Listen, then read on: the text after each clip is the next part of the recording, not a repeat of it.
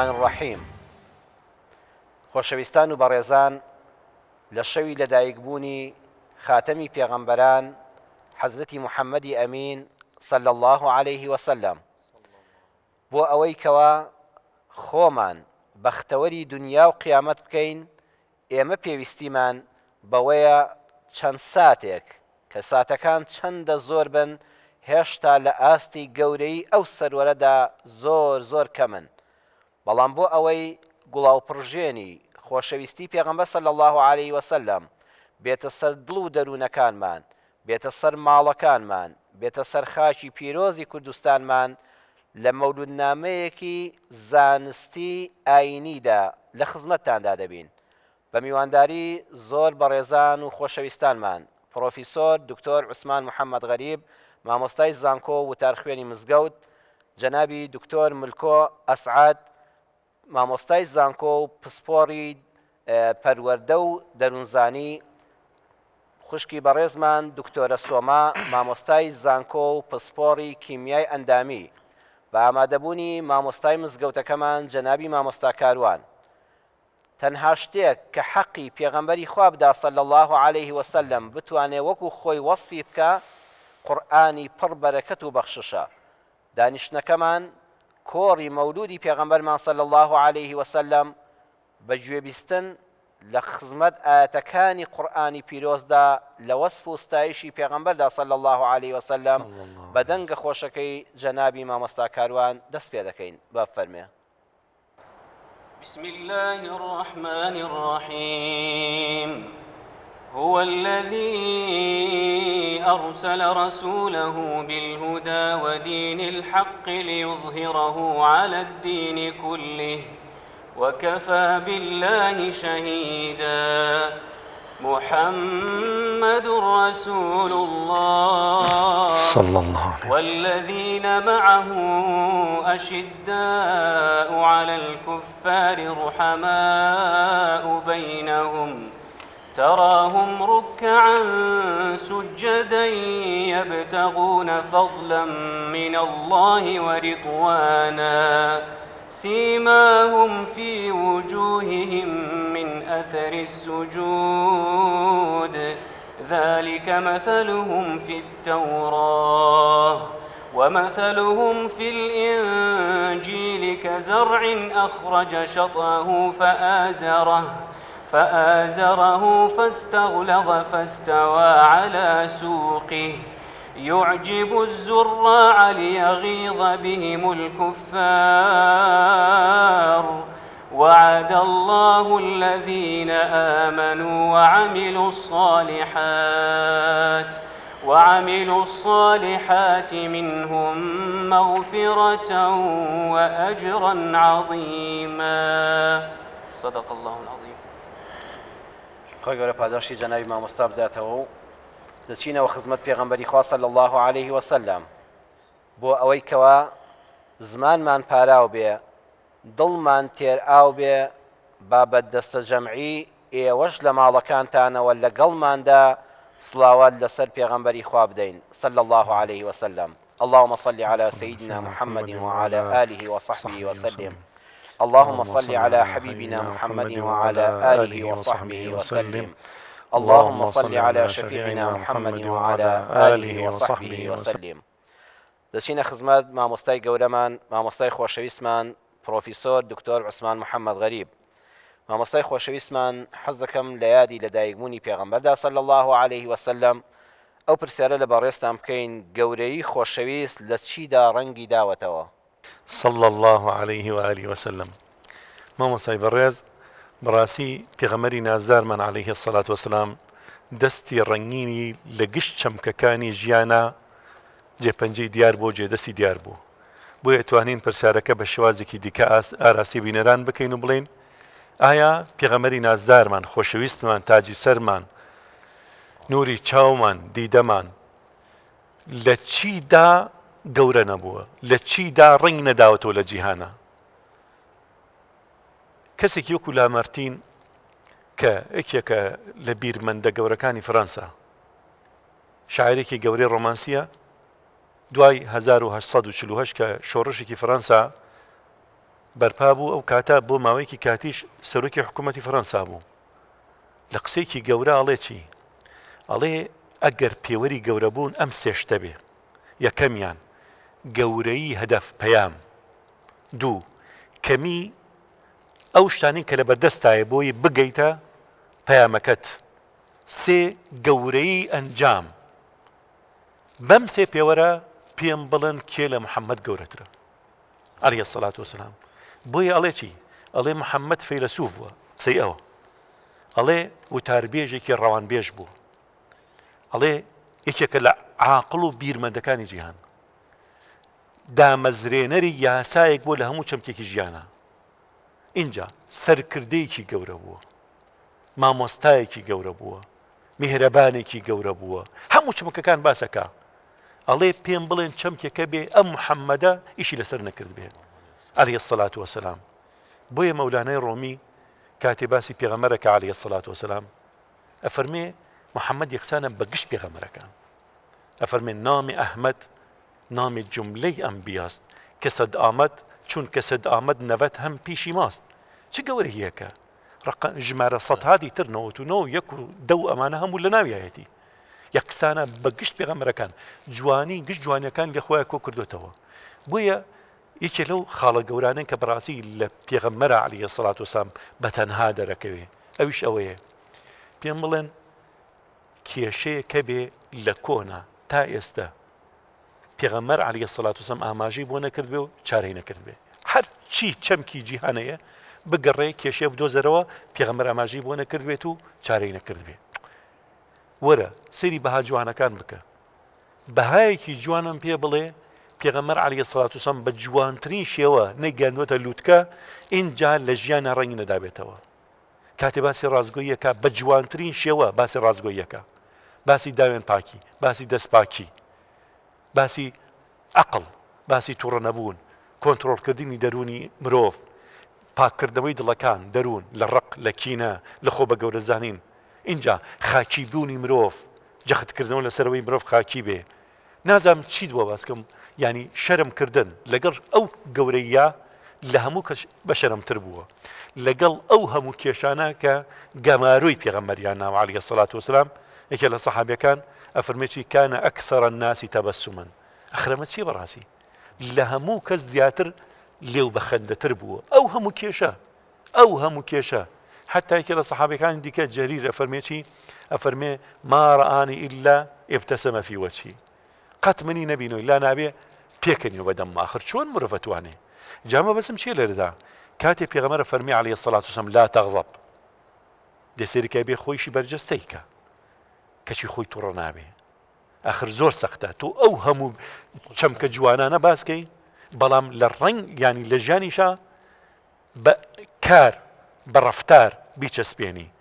قورئانە کاتێ فەرمێ وئینەکە لەعەلا خولق عەظیم بەڕاستی مرۆڤ مەوێ تووشی غرور نەبێ یعنی هەرێکێک لە ئێمە ئەگەر کەسێکی گەورە نامەیەکی بۆ بنووسێ سەناوەستایشی بکە شاعیرێکی گەورە دوو دێڕە شیعر بەسەرمانە بڵێ ینی نەفسمان ئەگۆڕێ یعنی زۆر ئەستەمە جا سێریکە قورئان حرفێکی نییە مەدحی پێغەمبەریتیانە بێ عەلەیهی السەڵات وەسەلام وشەیەکی نییە مەدحی پێغەمبەریتیانە بێ عەلەیهی السەڵات وەسەلام خوای گەورە بنیادنەری ئەم گەردوونە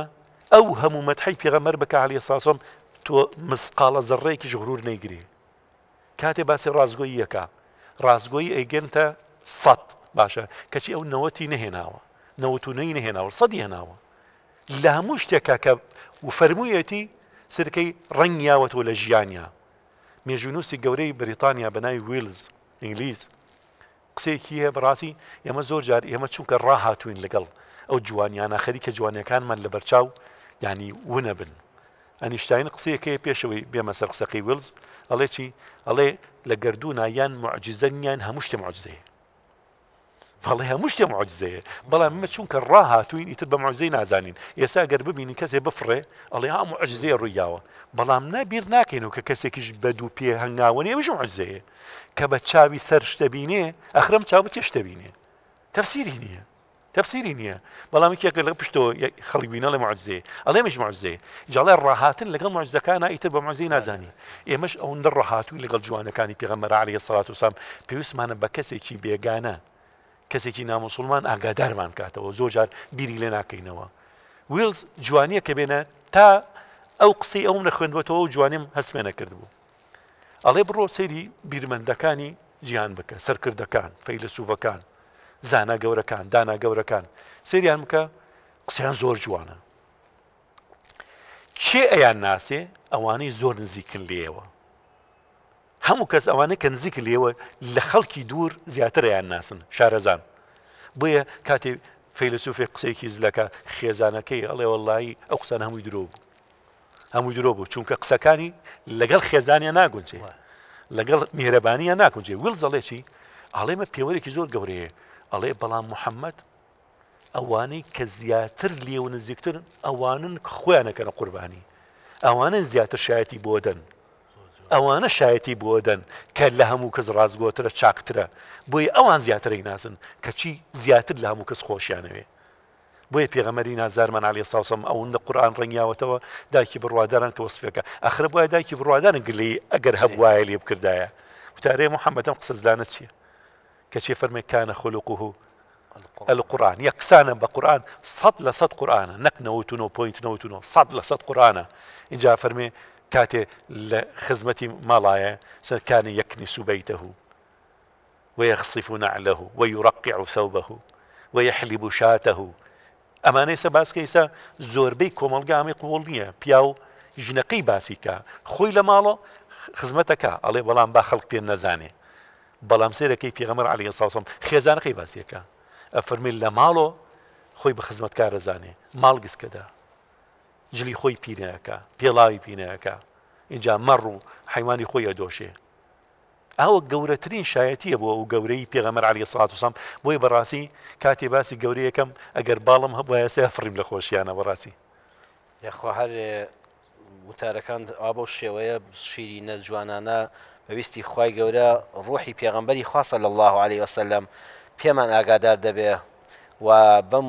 وشە جوانانەی کە جەنابی ئوستاز دەری بڕین لە ڕۆژی قیامەتەوە شەفاعەتی پێغەمبەرمان صلی الله علیه وسلم بۆ مسۆگەر دەبێ بۆ ئەوەی کە جەنابی دکتۆریش پشوێک بدا دەسمە خزمەت جەنابی دکتۆر ملکۆ پرسیاری ئەوە لە بەڕێستان دەکەم جەنابی دکتۆر هەڵوێستی پێغەمبەری خوا صلی الله علیه وسلم بەرامبەر بە دەروون چۆن بووە؟ الحمد لله وحده ونصر عبده وعز جنده وهزم الأحزاب وحده وبه نستعين ونتوكل عليه والصلاة والسلام على من لا نبي بعده خۆم پێشحاڵەزانم کە لە خزمەتی مامۆستایانە وەلوێ جاریش هەیە کە بێ قوسر و معفوکانە کە لە خزمەتیانە قسێ بکەین چکە ڕاستی مامۆستای شیرین و خوشکی بەڕێزیشمان بە تایبەتی ئەوەی کە ئێمەمانەیە تیشکێک بخێنە سەر ئەوەی کە پێغەمبەری خوا عەلەیهی السەڵاتو وەسەلام چۆن سەیری نەفسی کردووە. یەکەمین شت لەوەی کە من چەند محەطەیەک لەو محەطانە کە زۆر بە جوانم بینی لە پێغەمبەری خوا عەلەیهی السەڵاتو وەسەلام کە بەڕاستی زۆر بە جوانی پێغەمبەری خوا عەلەیهی السەڵاتو وەسەلام هەستەکەی نەفسی چونکە خۆی نەفسی پاکە ڕێز لە نەفسی مرۆڤەگرێ بە پاکی بینێ. یەکێک لەو ئەحادیثانە کە زۆر سەرنجی ڕاکێشام بۆ چەندین ساڵە کە بە تایبەتی ئێمە کە زۆر ئەیبینین کە شتێکی زۆر گرنگە کۆمەڵ ئەحادیثمانە بینی لەسەروەی کە لەسەر پێغەمبەری خوا عەلەیهی السەڵاتو وەسەلام هەبوو بۆ نمونە باسی نەفس باسی یا چەند ئایەتێک لە قورئانە کە باسی نەفسەکە کە خوای گەورە نەفسی سوێنی پێ ئەخوا ئەمانە گرنگیەکەی باس کرد بەڵام لەوەی کە پێغەمبەری خوا عەلەیهی السەڵاتو وەسەلام کە یەکێک لەو شتانە فەرمێ لا یەقولەنە ئەحەدەکم خەبوثەت نەفسی هیچ کەسێک نەڵێ نەفسم پیس بووە يعني أما لهيج فيلسوفي نفسية أو احترام نفسي إنساني نقرته جاء فرمي ولكن ليقل لقست نفسي أم دو شيء بيغمري خو عليه الصلاة والسلام فرمي ملن نفس مان بيز بوا بلكو بلن ليل بوا چکە لێڵی يعني لەقیسەت بەڕاستی بە معنای هەر خەبوثە دیە بەڵام لەبەر ئەوەی کە خوا وەصفی شەیتانی بەخۆبت کردووە کوفری بەخۆبت کردووە نابێت تۆ سیفەتێک بدەیتە پاڵ نەفست کە زۆر ناشرینی بکات ئەمە گەورەترین مووقفە کە هیچ زانایەکی دەروونزانی تا ئێستاکە بۆی نەچووە کە بڵێ نەفسی مرۆڤ ئەوەندە پاکە ئەمە ئەوە تەواوەکاتەوە کە خوای گەورە کە سوێن بە نەفسەخوا ئەم نەفسەیە کە پێغمبەری خوا تەرجەمەیەکە بۆ فعل یەکێکی تر لەوانەیە کە پێغمبەری خوا عەلەیهی سەڵات وسەلام ئەفەرمێت لا يحقر أحدكم نفسه يعني هیچ کەسێک احتقار بە نەفسی خۆی نەکات يعني سوکایەتی بە نەفسی خۆت سوکایەتی بە نەفسی خۆت نابێ بکەی ئەمە گەورەی مرۆڤ دەراخا ئەمە گەورەی نەفسی مرۆڤ دەراخا کار چەند بە تەنگی نەفسی ئێمەوە هاتووە ئەوەندەی ئیشتیاقی دەرونی ئێمە هەبووە کە بەرزی ڕاگیرکەین بە سووشی نەزانین لەگەڵ هەموو هەڵە و پەڵەکانیشبانە لەگەڵ هەموو لێخنیەکانیشە بەڵام نەفسی مرۆڤ زۆر گەورەیە بۆ ئێمەسان کە کاکتۆر خۆی بەکەم زانی و سوکاتی بە نەفسی خۆی کرد سەرەتای داڕوخانەکانی ئالێەوە دەست پێ دەکات بەڵێ لە گەورەترین گرفتی دەرونی لە دوای ئەمەی کە ئینسان ئێمە کاڵین باسی ئەمراضی نەفسیە کرێ یا باسی نەخۆشی دەرونیەکان یا باسی گرفتە دەرونیەکان نەکرێ یان باسی شڵەژان دەرونیەکان نەکرێ هەمووی لەوێەوە سەر هەڵەگرێ کە کاتێک کە مرۆڤ سوکایەتی بە نەفسی خۆی بکە یان گەورەیەکانی نەفسی خۆی نەبینێ یان یەئس وەرگرێ لە هەڵەیەک لە هەڵەکانی کە لە ژیانە ئەیکا یان یەکێکی تر لەو شتانە کە نەفسی لە ئاسی خۆیان نەبینێ یان یەکێکی تر لەو شتانە کە پێغەمبەری خوا لەگەڵ ئەوەش گەورە ئەیبینێ داواشەکە ئەمە ئاوی بین ڕێزی لێ بگرین يعني كلولي نكين برسي نكين وكوي كافرمي إن لربك عليك حقا شون خوا حقي هي لسرت بهمان شوازيش ولنفسك عليك حقا نفسي شد وك أويك خواي جورة چونك يكشك لوانيك خوا مخلوق خواي وخوا خلقي كردو بيوسي شكا كتشون خواي جورة رعايا كي أوها نفسي خوش چونك نفسي خود جسري توي ولا خواي جورة تەنانەت پێش پێغەمبەر قسەکان پێ قەتع نەکەم زایت کرد پێش پێغەمبەری خوا صلی الله علیه وسلم تەنانەت وا حاڵی بوون هەندێک خەڵک لەوانەیە بە ناوی دینەکانی خوای پەروەردگاریشەوە قسەیان کردبێ کە ئینسان کاتێک دەگا بە خوای پەروەردگاری خۆی کە نەفسی ئیهمال کە نفسی پشتگوێخە بەڵام پێغەمبەری خوا صلی الله علیه وسلم ئەمەی بۆ هەموو مرۆڤایەتی ڕاست کردەوە کە بە پێچەوانەوە نفسی شت حەقی لەسەرەوە کوژە لا ڕەهبانیەتە فی الإسلام ئێمە یەکێک لەو شتانەی کە زۆر گرنگە ئەوەیە کە ئەبێ نەفس زۆر بە جوانی بیبینی و لە هەمان کاتیشە پەروەردەشی کەی پەروەردەکە حەقەکەی چییە لە پاک ڕاگیرکردنی لە جوانکردنی لە سەلارکردنی لە تەندروستکردنی لە گەورەکردنی ئەمانش حەقەکەیەتی کە بژارکردنی لە ڕەفتارە خراپەکان ڕفتاری خراپ بە تایبەتی تۆ هەوڵی جوانێکی زۆری بێتێ لەمە تەجاوزەکە پێغەمبەری خوا عەلەیهی سەڵات وسەلام نەک ئەوەی کە نەفسی موسڵمان باس بکات تەنانەت کە جارێک لە ناو سەحابەیە ڕەزا و ڕەحمەتی خۆیان لێبێ عەلەیهی سەڵات وسەلام کە دانیشتووە ئەبینێ کە جەنازەیەکی کەسێکە داتە بەردەمیە ئەڵێنەوە کێیە کە پێغەمبەری خوا عەلەیهی سەڵات وسەلام پرسێ فەرمێن یەهودیەکە هەڵ ئەسێ لەبەری ڕێزی ئەوە ئەگرێت کە ئەمە کەسێکە حتا پێڵێن پێغەمبەری خوا لەبەر ئەو یەهودیە هەڵەسێ ئەویشە فەرمێ ئەلەیست نەفسەن نەفس نییە ئەوە هەنی سەیری کە ئێمە ئێساکە یەکێک لەو شتانە تا ئێستا مجتەمەعی بەشەری نەگەیشتوتەوەی ئەو ڕێزە لە ئینسان بگرێت ئەگەر دوژمنەکەیشی بێ ئەگەر خائینترین کەسیش بێت ئەگەر خراپترینش بێ بەس لەبەر ئەوەی کە ئینسانە و نەفسی تایە لەبەر خۆی نەفسەکەیە نەفسەکەش لە ئەسڵا کە ڕوحە کە ئەگەر لە ڕوحە لای خوا و کە دێتە ناو مادەوە ئەبێتە نەفس کە ئەبێتە نەفس لێرە سەیری کە پێغەمبەری خوا عەلەیهی سەڵات وسەلام چەند احترامی ئەگرێت و بە شێوازێک با یەهودیەکیش بێ بەڵام من پێغەمبەری خوا شایستەی ئەوەی ئەبینێ کە لەبەری هەستێ کێش لەبەری هەستێ گەورەترین پێغەمبەر گەورەترین بەشەر ئەمە کە یەکێکی ترە لەو شتانەی کە زۆر گرنگە سەیید و ولد الآدم يعني براسي لنا ولدكان من على كاني آدم قورترينا كلا بردمي هالصيد كنفسك يا خرابيش بي اگر بيدينيش بي وهي امر زي تا اسا اما ادبياتي نفسي فينا قيشتو تا اسا هيج زانا كي درنزاني فينا قيشتو لوش زياتر تنانت اگر حتى لنفسك يكك لواني كزور قرنقا برامبر بحيوانك برامبر باجلك جارك بيغمري خو عليه الصلاه والسلام لكم الله صحابه درجن سير كان تيريك خويا داب الزاويه خذ نزيك بتو لعرزه دنگ تركات هاواركا قيجنه بيغمري خو عليه الصلاه والسلام بحديثك يكسر لو كله حديث يكرون يكاتو أفرمي من فجع هذه بولدها أو شيء بس كي أمي قرتوا بس كيك نفسك كلنا وحيواني شاية في غمر يخو عليه الصلاة والسلام رزيلي أقرت ويفرمي يكيك لوشتاني في غمر يخو عليه الصلاة والسلام فرمي برلاي كان بيقررنا وبولاي سي يمن نفس زۆر گرنگە گەل لە ئینسانی شابێ لە حیوانی شابێ تەنها کەسێک لەسەر زەویە لە فەیلسوفەکانە لە هەموو کەسێک نەفسی خراپیشی بە جوان بینی بێ هیچ کەسێک نییە ئەوەی پێغمبەری خوای بینی بێت کە کەسێک نەبوو ئەوە ببینێت کە پێغمبەری خوا عەلەیهی سەڵات وەسەلام ئەو مەشهەدە پیشان بدا لە کەسێکی خراپیشە لە کەسێکی بەرامبەریشە لە کەسێک دوژمنیشی بێ لە کەسێکیش حتا لە ڕوح لە بەرێک کە هەر نەفسی پێ ئەڵێن هەر ناوی نەفسە بەس ناوی نەفسە کە لە تەیرێکە لە حیوانێکایە بەس ناوی نەفسە پێغمبەری خوا ڕێزی لێ ئەگرێ بۆیە ئەمە مەشهەدێکە بەڕاستی تا ئێستا کە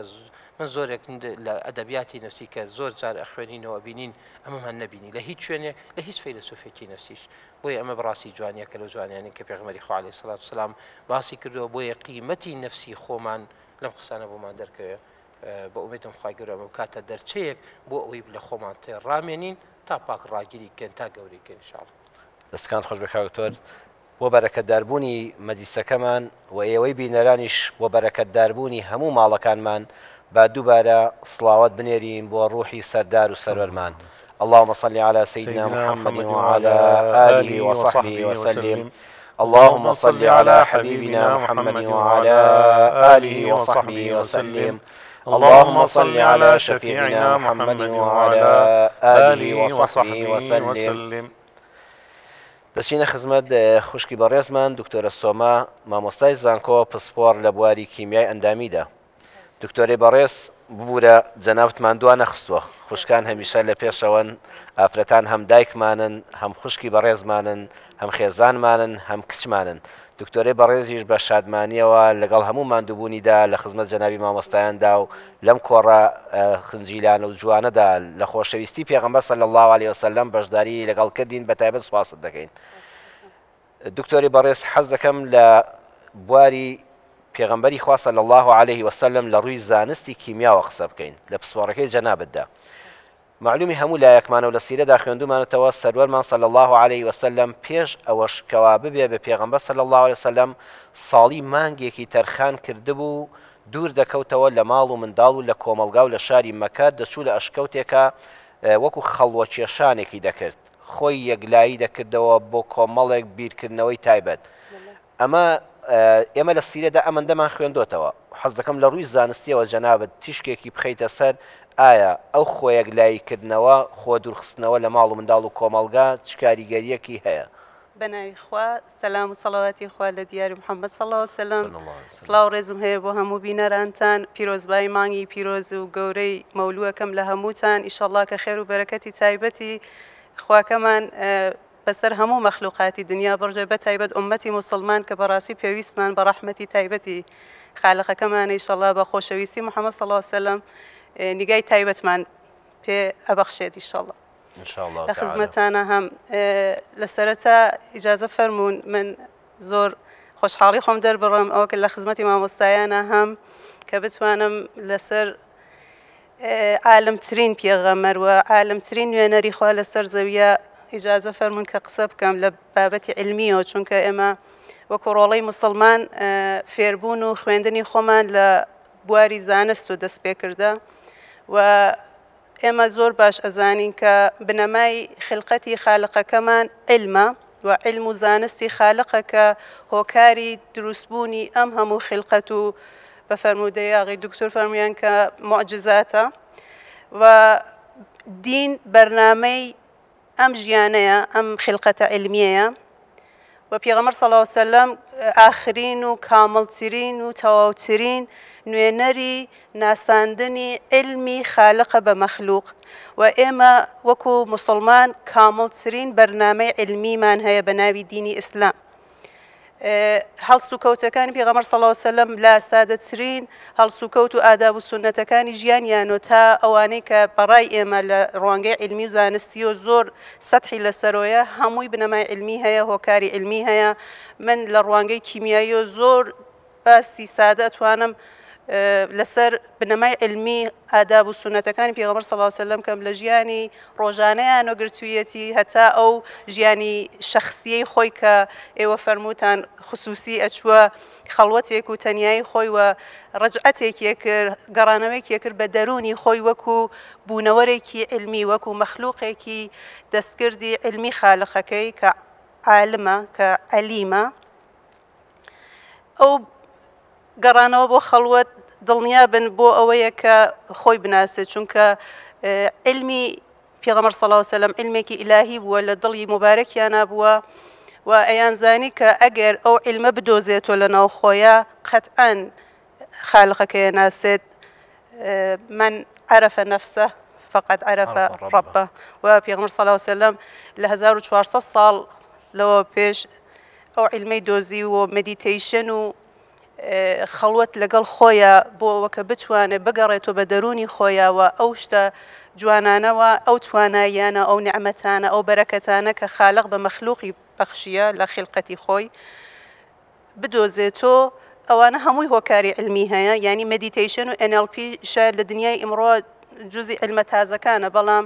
پێغەمبەر صلی الله علیه و سلم هەر لەو مدیتیشن و NLP گەیشت بە ئەو علمە سادانەی کە لە ژیانی ڕۆژانەیە بەکاری ئەهێنا و ئەو هەڵسوکەوتە جوانانەی کە هەمووی لە ڕوانگەی زانستیەوە بۆی ئەچوو و ئەنجامی ئەدا لە نان خواردن و تا خەوتنیان بە پرسیار بکەین باسی نانخواردنت کرد لە نانخواردنی پێغەمبەری خوا صلی الله علیه و سلم حەز دەکەم بە درێژتر لەسەریا تێنەپەڕین چ لە ڕووی زانستی کیمیاییەوە نانخواردنی پێغەمبەر صلی الله علیه و سلم چۆن هەڵسەنگاندنی بۆ دەکرێت و لە ڕووی زانستی کیمیاوە چۆن شیکاری بۆ دەکرێت عرضم کرد لە خزمەتانە نان خواردنی پێغەمبەر صلی الله علیه و سلمیش بنەمای علمی بوو هەر لە هەڵبژاردننی ئەوە کە چی بخۆن لە تا ئەوەی کە دەستیانە کرد بە خواردن و پێش خواردنەکە حتمما سادەترین شت دەست شۆردنە دەست شۆردن شاید لای ئێمە زۆر شتێکی سادە بووایە وەکو ڕۆڵی مسلمان چونکە ئامۆژگاری بوو کە لە دایک و باوکەکانمانەوە لە باو باپیرمانەوە پێمان گەیشت و بەڵام ئێمە لە ساڵی 2019 کە کۆرۆنا هات زانیمان کە ئێمە چەندێ وەکو ئومەتێکی پێشکەوتوو دەست شۆردنێکی کە ئەوان لە وڵاتە پێشکەوتوەکانیانە ئەنجامیان نادا ئێمە زۆر بە سادەی ئەنجامانەدا ئێمە بێ ئەوە کە ئاگامان لەوە بێ کە قانونێکی زۆر سەری و پێشکەوتووی علمی خەریکین بەجێرین دەست شۆردنی پێش نان خواردنە کە هەموو ئەو مادە کیمیاییانە کە لە ناو لەشی ئێمە هەن هەمووی خواردن و ژینگەیەکی زۆر باشن بۆ ژینگە و خۆراک بۆ باکتریاکان بۆ ڤایرۆسەکان بۆ کەڕوەکان ینی هەموو میکرۆبەکان لە ناو مادە کیمیاییەکانی لەشی ئێمە بەڕاستی توانن بە ئاسانی گەشەیان پێ بدرێت و ژینگەیەکی باش پێ بۆیان ئەو دەست شۆردنە هەموو ئەو باکتریا و ڤایرۆس و میکرۆبانە کە بەسەر پێستمانە هەیە کە بەشی دەرەوەی لەشمانە هەمووی ئەشۆرێت و ئەیتر نایڵێ پێش خواردن بچێتە ناو لەشمانەوە ئەمە یەکێک لە سونەتە زۆر سادەکانی پێغەمبەر صلی الله علیه و سلمەکەوتم وەختێک زۆر لە لای ئێمە گرنگ بوو زۆر بە بایەخ بوو زۆر بە گرانبەها سەیرمان کرد کە کۆڕۆنا هات وەزانیمان بە پێی ئامارەکان کە وڵاتەکان خۆیان ئەیاندا دەرۆ زۆرە لە وڵاتەکان حتا ئەو کارە سادەیان ئەنجام نادا تەنانەت پاش توالیتیش ئەو کاریان ئەنجام نادا لە حاڵێکە ئێمە ئەو شتە سادە و زۆر علمیەمان زۆر بە سەربەرزی و بە ئامارێکی زۆر باش لە وڵاتە مسلمانەکان 97% 94% 95% ئەنجام داد ئەوە یەکێکێتی لە کاتی نان خواردنە شێوازی دانیشتنیان جۆرێ بوو کە ئێمە ئێستا لە کیمیا وەختێ سەیریەکەین ئەوینین ئەوی شەر بنەمای کیمیایی بووە ئەوی شەر بنەمای علمی بووە چونکە ئێمە لە کیمیا زانین کە ئەگەر قەرار بێ دوودانە سێدانە چەندانە مادە پێیەکەوە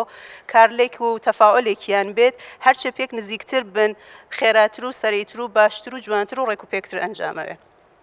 لە کاتی نان خواردنەت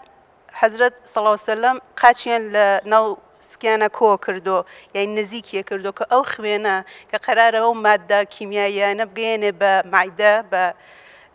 سیستەمی هەرس و گەدە نزیکترە کاتۆ و ئاسانتر یەکاتەوە و خواردنەکە و چێشتەکە زۆر بە ئاسانی لەگەڵ ئەو مادە کیمیاییانە کە قەرارە تێکەڵ بن بۆ هەرسکردن باشتر و جوانتر تێکەڵەوەن لە کاتی نان خواردنە پەلەیان ناکرد هەم لەلایەنی معنەوی و دەرونیەکەی وەگەر سەیریکەین ئێمە پەلەکردن شتێکی نەهی لێکراوە بەڵام لەلایەنی کیمیایی وەگەر بەڕاستیکەین و چاوێکی پیابخشێنین ئەو فولێکردنە غازێک لە ناو لەشمانەوە ئەچێتە ناو چێشتەکە بە نای غازی CO2 لە چێشت لەگەڵ ئاوی چێشتەکە کە تێکەڵ ئەوێت مادێکی کیمیایی بە نسبەت دەتوانم بڵێم خەتەر و مەترسیدار لەگەڵ خواردنەکە کەیتە ناو لەشی خۆتەوە کەوایە فومەکەن لە خواردن غەیری ئەو غازە باکتریا هەیە کە لە ناو دەممانە هەیە لەگەڵ فولێکردنەکە چێتە ناو چێشتەکۆ لەگەڵ چێشتەکە گەشە پێیاکات زیاترەوێ ڕێژەکەی بە ڕێژێکی زیاتر ئەچێتەوە ناو لەشمان ینی سادەترین شتەکان ئێمە توانین بنەمای علمیەکەی هۆکارە علمیەکە و زانستیەکەی بدۆزینەوە یا حضرت صلی الله علیه و سلم پیش ئەوە کە دەست بکا بە نان خواردن کە دەستیان شۆرد هەم پێش و هەم پاش نان خواردن حتمما ئەبێ بە خاوێنکردنەوەی دەستمان لە هەموو ئەو باکتێریە واریسانە کە هاتنەتە سەر لەشمان بۆەوە کە خۆیان گەشە پێبن و بژین هەمووی پاکەکاتۆ پێش نان خواردن یەکێ لە گەورەترین ناوەکانی خلقەتی بەکارەهێنا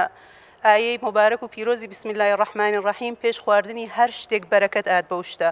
ئێمە تا وەختێک کە وڵاتانی دەرەوە کە ئیسلامیان نییە شتەکە بە ئێمە نەسەلمێنن ئێمە وەکو ڕۆڵی مسلمان شاید زۆر دکتۆرە ئەو بابەتەوە بزانم بابەتێکی زۆرتر هەڵدەگرێت بۆی بەسەریا تێنەپەڕین داوای ڕخسەت لێ دەکەم بۆی کە بچینەوە لای میوانی خۆشەویستمان و دواتر دێنەوە خزمەتت قسەکانی خۆت لە یاد بێ ئینشاءالله ئەوە تەواو دەکەین بابەتی بسم الله الرحمن الرحیم بابەتێکی زۆر گەورە و گرنگە بۆی هەروە بە سادەی بەسەریا تێنەپەڕین دێنەوە خزمەتان جەنابی مامۆستای گەورەمان جەنابی دکتۆر ئەمڕۆ جیهان چه پێویستیەکی بە خۆشەویستی خوا حەزەتی محەممەدە صلی الله عليه وسلم صلى الله عليه وآله وسلم بە درێژایی مێژوو هیچ شارستانیەتێک هیچ سەردەم و زەمانێک بە ئەندازەی ئەم سەردەمە ئەم شارستانیەتە پرۆسەی بە کۆیلەکردنی مرۆڤی تێدا ئەنجام نەدراوە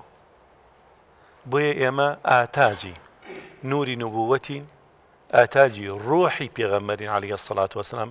ئاتاجی پەیام و بەرنامەی پێغەمبەرین عەلەیهی السەڵات وەسەلام ئاتاجی ڕێنمایی ئەو خۆشەویستەین عەلەیهی السەڵات وەسەلام بۆ ئەوەی لە کۆیلایەتی ڕزگارمان کە مرۆڤ دروست بووە لە عەقڵ اینجا دڵ اینجا پێداویستی لەشی دیکە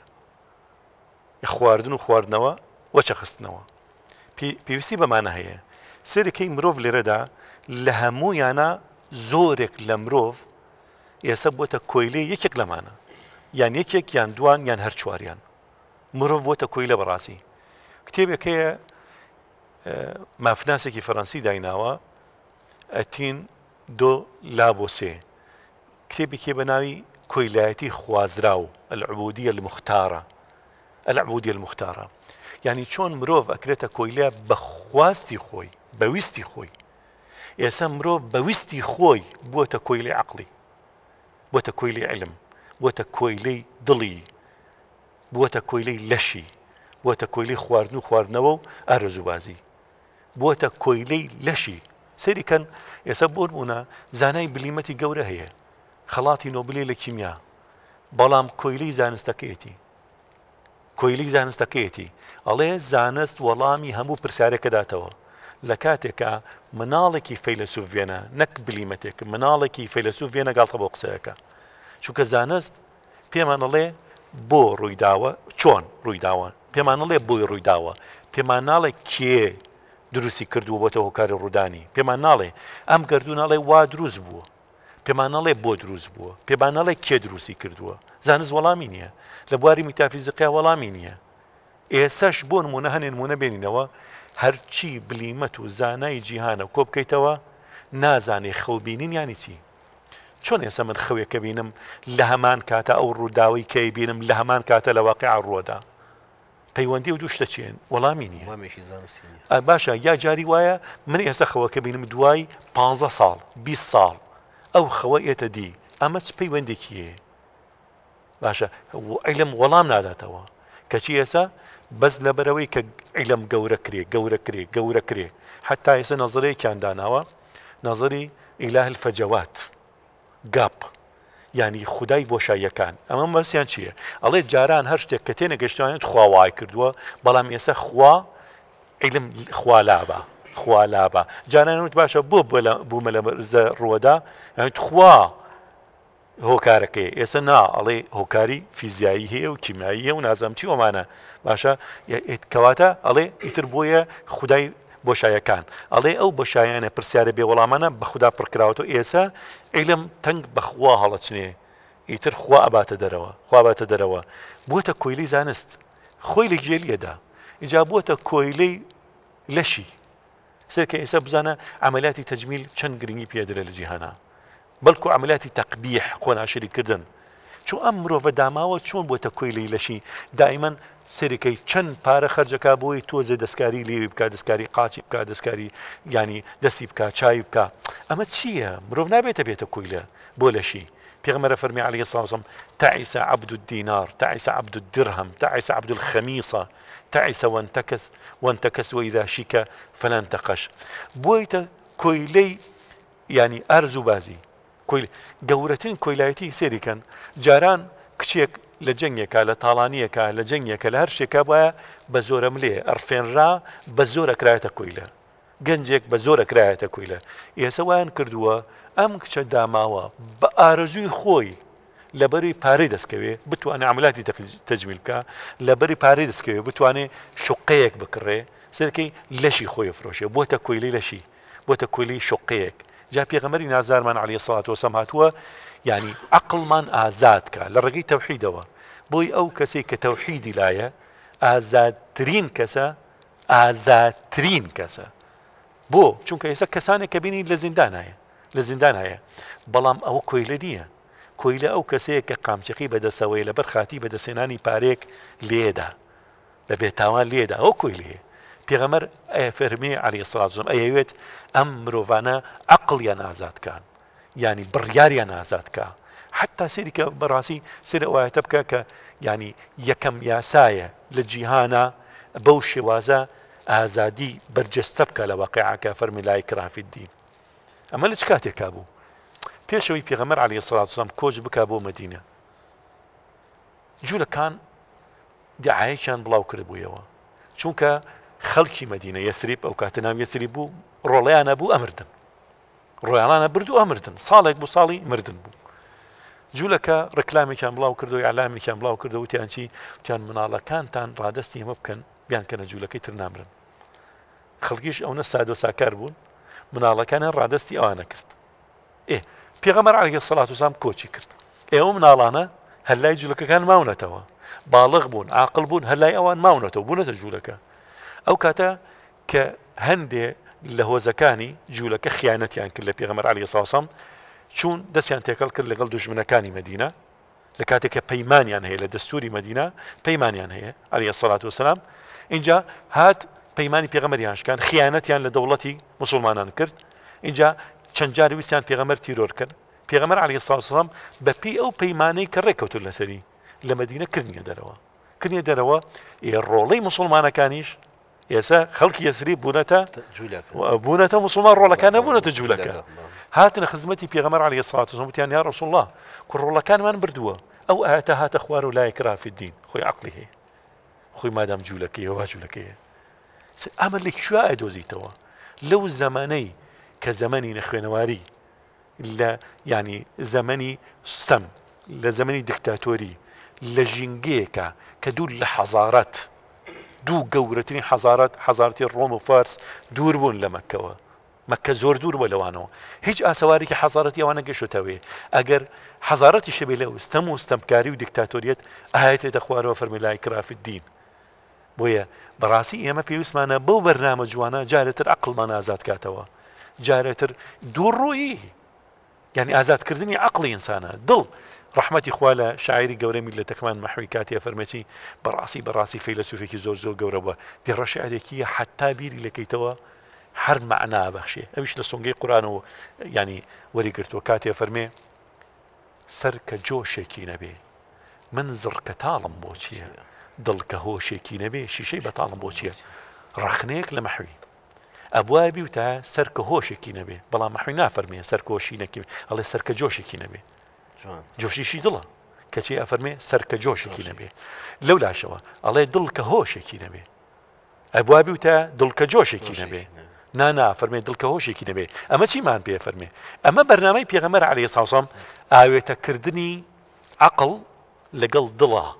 علم ئەگەر دڵی لەگەڵانە بێ سۆزی لەگەڵانە بێ میهرەبانی لەگەڵان بێ ئەبێتە نەگبەتی و قوڕ بەسەری بۆ جیهان بزانە فیزیا چۆن قوڕی کردووە بەسەر خەڵکە چونکە ڕەحمەتی لەگەڵانی ئیقرا بسمی ڕەبیکە نییە الرحمن علم القرآن بالرحمانيت فيري خلق ناكي رحمة وعلما رحمة وعلما تيكلاو كردن سري آياتك كيما زوجار إخواني كلا إن الإنسان ليطغى أن رأى واستغنى أفرمي نخير مروف توشي طغيانة بكاتي خوي بدولة من أزاني نافرمي دو چونك كس دولة منية خوي وأزاني تربيوسي بخلق نية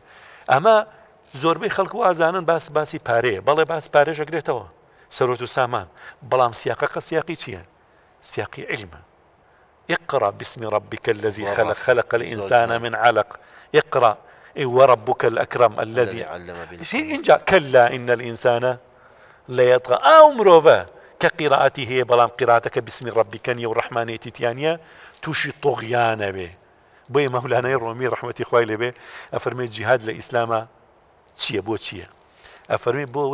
چەک لە دەستی شێتان بسەنین شێت چەکی بەدەستەوێت چ قوڕ بەسەرێکەنێتەوە چ کارەساتێکە خوڵقێنێ ئێستا بینین چەک سەختترین چەک بەدەستی کیە بەدەستی شێتانە جا بۆی ئەم زەمەنە لە هەموو زەمانێک زیاتر ئاتاجی پێغەمبەر عەلەیهی سڵاو وسەلام کارین ئارمسترۆنگ خانومە کاتۆلیکیە کە واز لێ کاتۆلیکیە تێناوە دوو کتێبی لەسەر پێغەمبەر داناوە عەلەیهی سەڵات وسەلام یەکێ لەو کتێبانە محەممەد پێغەمبەرە بۆ ئەم سەردەما پێویستمان ئەڵێ لەم سەردەما زیاتر پێویستمان پێیەتی واقعاً بەڕاستی ئەم کاتەش و هەتا جیهانیش کۆتایی پێدەیە هەموو چرکەیەکی ژیانی مرۆڤایەتی پێویستیمان بە پێغەمبەری خوا صلی الله علیه وسلم باجارێکی تر درود و سڵاوەت بنێرینەوە بۆ سەرگیانی ڕوحی پاکی ئەو سەروەرەمان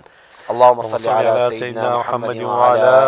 آله وصحبه وسلم اللهم صل على حبيبنا محمد وعلى آله وصحبه وسلم اللهم صل على شفيعنا محمد وعلى آله وصحبه وسلم جنابی دکتۆر ملکۆ جوانیەکانی پێغەمبەری خوا صلی الله علیه وسلم لەگەڵ دەرونی مرۆڤدا حەز دەکەم تیشکێک بخێتە سەر ئەم بوارە گەرێمە بەڕاستی من کە زۆر بەدوای بابەتە یاگەڕام ئەو جوانیانە چین کە پێغەمبەری خوا عەلەیهی سەڵات وسەلام لەگەڵ دەروونە یاری پێکات هەرچیم کرد نەمزانی ئەو هەموو ئەدەبیاتە چۆن ڕێخەی چۆن بیهێنی نازانی لەکوێوە دەست پێ بکەی چکە بەڕاستی یەکێک لەو شتانە کە کەسێک قایدی کونتم خەیرە ئومەتیم بێ بە حەقیقەت دیارە خەیرە بۆ هەموو ئینسان بۆ هەموو مرۆڤایەتی و ئەمیش بەڕاستی لەگەڵ هەموو جوانێکی بەڕاستی هەتا بڵی جوانێکی ێزگا زۆر لە خۆیەگرێ پێغەمبەری خوا عەلەیهی سەڵات وسەلام بە چەند لەقتەیەک لەو لەقتانەی کە بۆ نمونە پێغەمبەری خوا عەلەیهی سەڵات وسەلام کە هەی بووە لەگەڵ جوانی مرۆڤ حەزی کردووە کە مرۆڤ مرتاح بێ حەزی کردووە مرۆڤ ینی ئاسوودە بێ بۆ نمونە یەکێک لەوانە پێغەمبەری خوا عەلەیهی سەڵات وسەلام حەزی کردووە خەڵکی تووشی نەخۆشی دەرونی نەیە تەنانەت شتێکی گردووە کە ئێستا تا ئێستاکەش لە عیلما بیری بۆ ئەوە نەچووە کە عیلاج بەگاڵتە بکە کە پێغەمبەری خوا عەلەیهی سەڵات وسەلام بەسەدەوەیە جەنابی تۆ چارەسەری نەخۆشیە دەرونیەکان لە ڕێی گاڵتەوگە لە ڕێی گاڵتەوگەپەوە گاڵتەوگەپی مباح و حەڵاڵ ئەوەی کە یەکێک لەو شتانەی کە زۆر عەجیبە پێغەمبەری خوا پیاوێک دیار بووە سەحابە بووە لە بادیە ژیاوە تۆزێک بەرچاوی نەبووە ناشرین بووە کە دێت ئەوێ سلعەکەی شتەکەی بفرۆشێ پێغەمبەری خوا عەلەیهی سەڵات وسەلام دیارە ئیناسێ و دۆستایەتێکی هەیە لەگەڵانە لە پشتەوە باوشی پیاکات ئەو مەشهورە و قسەیە بەس من بەستێکم لە شتێکی جوانیەکە کە پێغەمبەری خوا پێی پێ بردووە تا ئێستا عیلم پێی پێ نەبردووە پێغەمبەری خوا عەلەیهی سەڵات وسەلام لە باو پشتی پیاکە فەرمەی یەشتەری هذا العبد کێ ئەم کۆی لێ ئەکڕێ ئەم عەبدەیە ئەکڕێ حەقەت عەبدی خوایە میزاحەکە سێرگە حەقەتە گاڵتەیەکە حەقەتیشایە و عەبدیش ئەتوانێت بڵێ عەبدێکە بەڵام خۆی ئەو بە مەبەستی پێغەمبەری خوا بە عەبدی خوایە ئەویشە فەرمێ ئەنا کاسدون یا ڕەسوول الله من کەسێکم کە هیچ ناکەم کەسێک نییە ئەویشە فەرمێ ئەنتە غالی عند الله تۆ گەورەی اینجا ئێمە ئێستاکە لە ناو زانستی دەروونزانیە ئەڵێ خەزانێک هەیە خاص بەس چیەکە گاڵتە و گەپی مباح یا گاڵتە و گەپ تیا خەز نەبێ لە کاتێکا مرۆڤ هات بەرە و نەهامەتی و تەنگ و چەڵەمەی دەرونی بڕوا ئەو کاتە ئەمە ئەجوڵێ ئەو خەم و خەفەتانە کەمە کاتەوە ناڵە تووشی نەخۆشی دەرونی بێ کەمە ئەو وەختە پێغەمبەری خوا عەلەیهی سەڵات وسەلام کردوێتی یا پیرێژنەکە کە دێتە خزمەتی پێغەمبەری خوا عەلەیهی سەڵات وسەلام فەرمێ پێغەمبەری خوا دوعامە بکە بچمە بەهەشتەوە پێغەمبەری خوا عەلەیهی سەڵات وسەلام پێ فەرمێ پیرێژن ناچێتە بەهەشتەوە ئەویشە فەرمێ بۆچی ئەی پێغەمبەری خوا دیارە حەزینە بێ ئەویشە فەرمێ لەبەرەوەی کە هەمووتان بە گەنجێتی ئێچنە بەهەشتەوە ئەم خەزانە تا ئێستا علم نەفس دۆزیوێتەوە خەزانێکی تایبەت لە مێشکا هەیە تەنیا گاڵتە و گەپ تایە خەز نەکرێ وە لەکوێ بە کەڵکی مرۆڤ دێ لەو کاتێک کە مرۆڤ بەرەو لای نهامەتی و ناخۆشیەکانە ڕۆ ئەیمە بەس دەوێت جەنابێتەوە ئەو خۆشی و خەندە و پێکەنینانە ئەو قسە خۆشانە لە مێشکا دەمێننەوە دوای ئەوە چەند ڕۆژێکی لەوە چێ پچێ کاتێکی پێ بچێ خەم و خەفەتێک ڕوو تێ دەکات ئەوە فریاد دەکەوێت لەوێدا کە باڵانسەکە چاکەکە چاک دەکات تۆ ئەم باڵانسەیە وەکو ین وایە یعنی لە حاڵەتێکە چۆن بڵێ ئینسانێک کێشەیەکی زۆر گەورەیە بێت سەرەکەی ساکەمێک علاقەیەک لۆکەدانراوە لەو لاشەوە علاقەیەکی بۆ نەک تۆکڵە داردانێ هەردووکیان تۆزی تقریبا لەو توخڵە دارەکە تۆزی قورستر بێ بەڵام ئەگەر یەک ئاسنێکی بچکۆلینی و کیلۆی ئەوە نەبخەیتە پاڵ ئەم لۆکەیە یەکسەر چیە بێتەوە لۆکەکە دائەبەزێتەوە بوو ئەم گاڵتە و گەپەش وەک ئەو مقیاسە زۆر بچووکن بەڵام زۆر گەورە دەورە بین هەر بە بیستنیشی مرۆڤ دڵخۆشە بێ هەر کە ئێستا ئێمە ئەیبیسین ئەم موقیفی پێغەمبەری خوا لە شوێنێکا چیتەکە ئاسوودەیەکت بۆ دروستەکە کۆمەڵی خەمولانە ئەمە یەکێکە لەو شتانە کە تا ئێستا عیلم بۆی نەچووکە پێغەمبەری خوا عەلەیهی سەڵات وسەلام کردوێتی یەکێکی تر لەوانە احترامگرتنی هەر کەسێک با وەکو خۆی عایشە کە کاتێکە هێنێ دیارە هەندێک یادەوەری خۆی هەیە لە بڵین ئەوەی کە بڵێن ماڵە باجێنەی پێڵێنێ ماوەیەکی بە هەندێک تەتکە و پەتکەی مناڵی ئەوانە دیارە عایشە لەگەڵ خۆیان ئەیهێنێت بۆ ماڵی پێغەمبەری خوا عەلەیهی سەڵات وسەلام کە کاتێک دایەنات ئەڵێ ئەمە کێ ئەڵێ ئەوانە وەکو چۆن بڵێ ئەوانە کچەکانم بوون کە یاری پێ ئەکردن ئەم کردە کچی خۆم لە بینی ئەسپێک شتێک دانراوە ئەڵێ ئەوەیان چییە پێغەمبەری خوا عەلەیهی سەڵات وسەلام پرسیار لێ کە ئەویش هەڵێ ئەسپێکی سولەیمانە سیر کە ئەمە کە پێغەمبەری خوا عەلەیهی سەڵات وسەلام لەگەڵ ئەوەش عایشە تۆزە کەم تەمەن بۆ هاتوۆتە ماڵان زانیوێتی ئەمانە لای خۆشەویستە بۆیە سیرەکەی مامەڵەی ئەوەی لەگەڵاکە لێ ئەپرسێ تۆ ئێستا هەر مناڵە کە شتێکی بەدەستەوە بێ یا هەر کەسێ شتێکی بەدەستەوە بێ تۆ لێت پرسی ئەو ئاسوودەی درونی بۆ دروستە بێ ئێستا مناڵە مامۆسام قاتە جوانە جەناب لەکوێ کڕێتە یەکسەر نەشوەیەکی نەفسی خۆشیت بۆ دروستە بێ ئەم نەشوە نەفسیە سەرکە پێغەمبەری خوا عەلەیهی سەڵات وسەلام بۆ ئەوێکە هەر ئەم نەشوە نەفسیە دروست ئەکات بۆچی ناخۆشی ئەکاتە خۆشی یا عومەیر ما فعل النغیر کە مناڵێک تەیرێکی هەیە مردارە بێتەوە پێغەمبەری خوا عەلەیهی سەڵات وسەلام بە خۆشیە بایەکە عومەیر تەیرەکە چییە کرد ئەیەوێ خەمەکەی پێلادا بیکاتە خۆشیێک لە گێڕانەوەڵێ ئاوهایە کرد ئاوهایە کرد تازیبارەکەیەکە مواساتێکە مواساتێکە بە شتێکی خۆش چونکە مناڵ زۆر پێ خۆشە باسی شتەکانی خۆی بکاتەوە یەکێکی تر لەو شتانەی کە زۆر گرنگە بە تایبەتی کە ئێمە ئەبینین کە هەمانە ئەوەیە کە پێغەمبەری خوا عەلەیهی سەڵات وسەلام کاتێک کە کەسێک نەخۆشە بێ سی ئەو جوانیانەکە کە ئەیوێ نەخۆشیەکەی پێ بناسیێنێ کە ئەمە دەرگای ڕەحمەتە بۆت وەکو ئافرەتێک کە تووشی سەرعاتۆ پێغەمبەری خوا عەلەیهی سەڵات وسەلام پێ فەرمێ ئەگەر سەبر بگری بەهەشتی تۆیە ئەمانەکە ئەو بابەتە زۆر گرنگە بەڵام بۆ پشودانی جەنابتان و بینەرانیشمان ناوبەڕێکی کورد وەردەگرین و بەویست و ڕەحمەتی خوای پەروەردگار دێنەوە خزمەتتان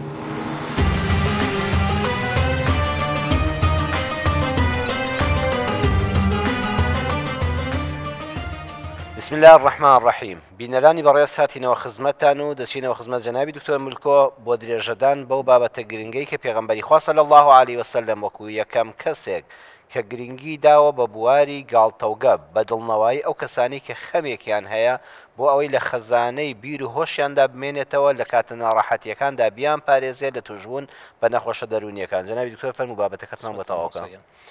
لەوا بووین کە پێغەمبەری خوا عەلەیهی سەڵات وسەلام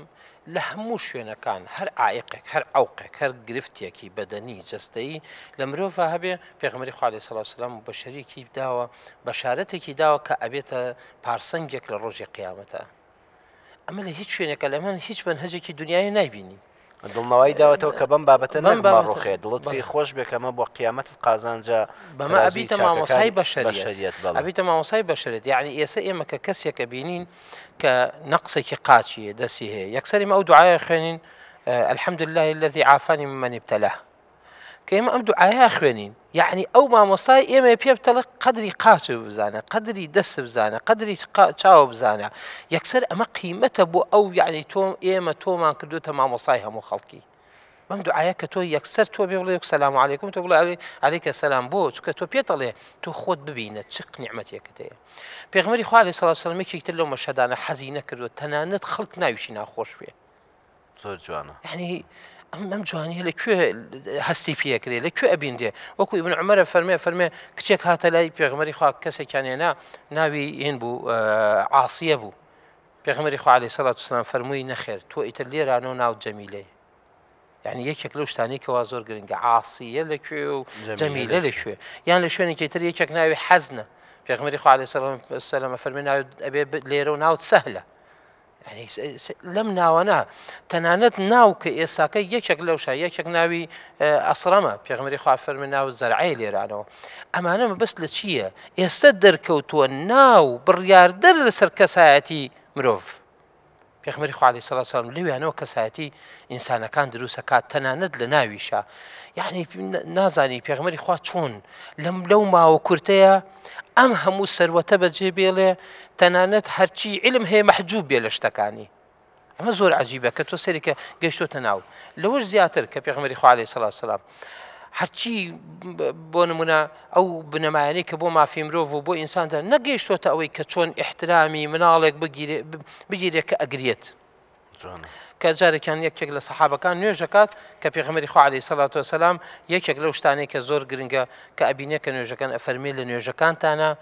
کورد ئەو وازان بەقەرە ئەخوێنێ تۆزی عەزیز دروستەکە بۆ بە تەمەنەکان بۆ مناڵەکان. پێغمبەری خوا عەلەیهی سەڵات وسەلام فەرمێ کە پێش نوێژیت کە معلومی جەنابتانە کە بۆ نمونە ئەوەندە کورد بێ لەبەرەوەی مناڵ هەیە نەخۆشە یان پیری تایە سەی لەو کاتەیە لە عیبادەتی شابێت تۆ مراعاتی خەڵکی بکەی. ئەم جوانێ لەکوێ باسەکرێت تۆ لە کاتی هەموو شتێکە ئەبێت تۆ بڕۆی بۆ ئەم هەموو بوارانەیە. یەکێکی تر لەو بوارانەی ترە کە زۆر عەجیبە ڕێزگرتن لە ڕێئی مناڵ لە حەقی مناڵ کە بە تایبەتی یەکێکەوەی کە پێغمبەری خوا عەلەیهی سەڵات وسەلام لە مەجلیسەکە دائەنیشێ کۆمەڵێک کەس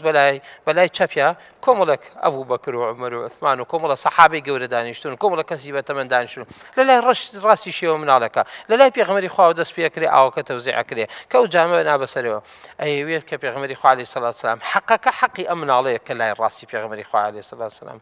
پێغمبەری خوا عەلەیهی سەڵات وسەلام ئەو حەقە تەجاوز ناکا وەکوەوەی کە فەرمێ ئەتەئذەنوا لي أن أعطيه الأشياخ ئەی ڕێگەمە دەیت کە من ئەمە بدەمە ئەم بە تەمەنانە ئەویشە فەرمێ نەخێر ئەی پێغمبەری خوا ڕێگە نادەم ئەو حەقە نادەم. دوای کە لۆماکرێ ئەفەرمێ حەزم کرد خۆم لە شوێن دەمی پێغمبەری خواوە ئەو ئاو بخۆمەوە. دەستەکان خۆشەکان سەرجەن خۆپاداش داتەوە چینە لای دکتۆرە سۆما و پرسیاری ئەوە لێ دەکەینەوە لە بابەتە گرنگەکەدا کاتی جەنابتان تەواو بوو باسی بسم الله الرحمن الرحیممان کرد کە پێغەمبەری خوا صلی الله علیه وسلم هەموو کردارەکانی ژیانی و بە تایبەتتر لەناو خواردن و خواردنەوەکانیدا دەستی پێ نەکردو بە بسم الله الرحمن الرحیم نەبێ. گەورەی بسم الله الرحمن الرحیم بۆ باس بکەی دکتۆرە لە ڕوانگەی کیمیاییەوە ئەمە قسەیە هەر عیبادەتێکە هەر تەنها چاکەکانمان بۆ دەنووسرێ یان لە ڕووی زانستیشەوە کاریگەری لەسەر ئەو خواردن و خواردنەوە دەبێت کە ئێمە دەیخۆین و نۆشی دەکەین. خزمەتانە سەرەتا ئیجازە فەرموون کە من وەکو کامڵکردن و تەکمیلکردنی فەرمایشەکانی یاغی دکتۆر عوسمان لە خزمەتانە عەرز کەم کە علم و دین هەردووکی پیرۆزە. کەسێک کە ئەوێ بە کۆیلەی علم بەڕای من نەزانە یعنی جاهلە چونکە ئێمە زۆر باشە زانین کە ئەوەی کە لە علمە باسەکریە هیچ دوورکەوتنەوە و جیاوازیەک و مغایرەتێکی لەگەڵ بەرنامەی دینانیە چون دین بەرنمەیەکە ڕێنماییەکە لەلایەنی خالقەکەمانەوە بۆ مەخلوق لە ڕێگای نوێنەرەکانی و لە ڕێگای پێغەمبەرەکانی و هاتەتە سەر سەیارەی زەوی و خاکی. بەڵام ئەوەی کە ئێمە دڵنیاین لەسەری ئەوەیە کە هیچ جیاوازیە ناتوانین بدۆزینەوە لە نێوان ئەو بابەتانەی کە لە علمە باسەکریە لەگەڵ ئەو بابەتانەی کە بە ناوی بەرنامەی دین بەرنامەی ژیان لەلایەنی مامۆستایانی ئاینیە بۆ خەڵک باسەکرێ هەردووکی پیرۆزە لای خواوە لەناو قورئانی پیرۆزە کە هەر لەلایەنی خالقەکەمانەوە ئێمە قبوڵمان کردە لە پێغەمبەر صلی الله علیه وسلم ئەفەرمێ هەل یەستەوی الذین یعلمون والذین لا یعلمون. ئەوە ینی زۆر زۆر بە وازەحی خەریکەڵێ کە ئایا ئەو کەسانی کە نەزانن علمیان نییە لەگەڵ ئەو کەسانی کە علمیان هەیە یەکێکن بە دڵنیاییەوە بە دڵنیاییەوە کە علم زۆر پیرۆزە زۆر بۆ پێغەمبەر صلی الله علیه وسلم وەکو نوێنەرێکی تایبەت و ئاخرین و کامڵترین و پەرفێکترین نوێنەری خالقمان زۆر بەهایەدا بە علم و چەند حەدیثمان هەیە حەدیثی نەبەوی لە پێغەمبەر صلی الله علیه و سلم کە هەم بەهای و نرخێکی تایبەتی بۆ عیلمدانا و هەم بەها و نرخێکی تایبەت بۆ عالمان و زانایان حەدیثێکیان فەرموویەتی کە عالم 7 دەرەجە لە عابد دەرەجەی سەرترە و خۆی هەمیشە ئەو مناقشە عیلمیانەی تەرجیح هەدا بچێتە ناویان و دانیشی گوێگریان بێت و گوێ بیستیان بێت چونکە ئێمە زانین علمی پێغەمبەر صلی الله علیه و سلم علمێکی ئیلاهی بوو جای سەر بێمە سەر علم لە علما ئەوەی کە جاهل نییە ئەوەی کە علمی بە تەواوی قبول کردە کە بابەتێکە لە لایەنی خالقەکەیەوە هاتە و مەخلوق ئەتوانێت لێکۆڵینەوەی لەسەرکە بیدۆزێتەوە کەشفی بکە علم هەردوو بابەتی مادە و ئێنەرژی ئەگرێتەوە یعنی ئێمە ناتوانین بڵین لە علما بەس فقط باسی مادە بکەین و من وەکو کیمیایە ناتوانم فقط لەسەر مادەکان باسکەم لەسەر هەڵسوکەوت و تەفاعول و گۆڕانکاریەکان کە لەناو مادە ڕووی ئەیە ئەگەر باسی ئێنەرژی نەکەم کەس ئەو کیمیا لە من قبول ناکە مادە و ئێنەرژی بە یەکۆن وتنی ئایەی پیرۆزی بسم الله الرحمن الرحیم لەسەر خواردنەکان گۆڕانکاریەکی زۆر ئیلاهی و پڕ لە خێر و بەرەکەت ئەخاتە ناو ئەو خواردنەوە ئەوەیش لەلایەنی نەئێمۆ کە وەکو خوێندەوارێک و زانایەکی مسلمان لەلایەنی ئەو کەسانەی کە باوەڕێکیان بە ئیسلام نەبووت لێکۆڵینەوەیان کردە جەنابی ماسارۆ ئیمۆتۆ لە ساڵی 2004 هات لێکۆڵینەوەیەکی کرد لەسەر ئەسەری سەوت و ئەسەری نووسین ئەوە کە ئێشێ ئێمەبان کردە ئەسەری ئێنەرژی سەوت و نووسین لەسەر ستراکچەر و شکڵ و شەمایلی ئاوە بە نووسین و بە وتنی بڕێ لە وشەکان بە هەموو زمانی وڵاتانی دنیا دوایەوە کە ئەو وشیان ئەنووسی هەم وشەی خراپیان ئەنووسی هەم وشەی باش ئیکسڕیان لێگرت یان شکلی ئاو شکلی ستراکچەر و شەیپی مولکولەکانی ئاو گەردەکانی ئاو ئەگۆڕێت بە وشەی باش ئەگۆڕێت بەرە و شکلێکی زۆر جوان زۆر ڕێک و پێک و زۆر پڕ لە شکلێکی چۆن بڵێن پڕ لە ئێنەرژیەکی باش و بە وتنی خراپەکان خراپە بوو وشەی ینی ئایە پیرۆزی بسم الله الرحمن الرحیم یەکێ لە گەورەترین و پڕ لە خێربەرەکەترەکانی وشەی دنیای تایە ناوی ئەڵڵای تایە و دڵنیابین کە هەموو مادە خۆراکیەکان کە ئێمەی خۆین بەشێکی ئاوە و بەوتنی ئەو ئایە پیرۆزە شکلی ئەو ئاوە ئەگۆڕێت ئەوە ئێمە ناڵێن ئەوە هەموو زانایان کە مسلمانیش نین و لێکۆڵینە لەسەرکردا و شتا ئەڵێن کە ئێمە ئەتوانین بەرەکەت و ئێنەرژیەکی تایبەتی ئیلاهی بخەینە ناو لەشمانەوە و ئەو ئێنەرژیە دڵنیابن لەسەر مادە کیمیاییەکانی لەشتانە کاریگەری هەیە و حتمما ئەوە قبولکەن کە ئێنەرژی لەسەر مادە تەئسیری هەیە و پێغەمبەر صلی الله علیه و سلم 1400 ساڵەوە بەر بە قوربانی بم کە ئەو علمەی بە ئێمە ناسان کە دڵنیابن ئێنەرژیە سەوتی ئێوە لەسەر ئەو مادانەوە ئەچێتە ناو لەشتانەوە تەئسیردانێ کەوایە هەمیشە ئاداب و سنەتی پێغەمبەر صلی الله علیه و سلم زۆر بە لایەنی علمیە چونکە ئێمە وڵاتەکانمان تەنانەت هەتا زانایانی ئیسلامیش بەشێکیان لەسەرەوە بوون کاتێک کە کەسێک نەخۆش کەوتووە ئاوێکی پاک و پوختیان هێناوە سوڕەتی پیرۆزی فاتیحەیان بەسەرا خوێندووە قل أعوذ برب الفلق قل أعوذ برب الناس قل هو الله أحد کەواتە ئەوەش لە ڕووی کیمیاییەوە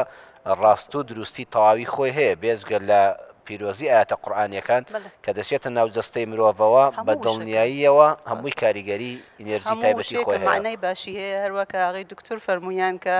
ناوی مناڵ ئەتوانێت تەئسیردانێت لەسەر حتا خلق و خۆ و ئەخلاق و چارەنووسی ئەو مناڵیش داهاتووی ئەو مناڵیش دەتوانێت تاسیردانە ئەوە یەکێ هەر لەو عیلمانەی وەوتم پێغەمبەر صلی الله علیه و سلم زۆر بە سادەیی بۆ ئێمە باس کردە بەس ئێمە بەداخەوە ڕۆڵەکانمان ئەوە کە ئەون بە کۆی لێ علم و علم وازانن شتێکی زۆر پێشکەوتووە و دین شتێکی دواکەوتووە لە حاڵێکە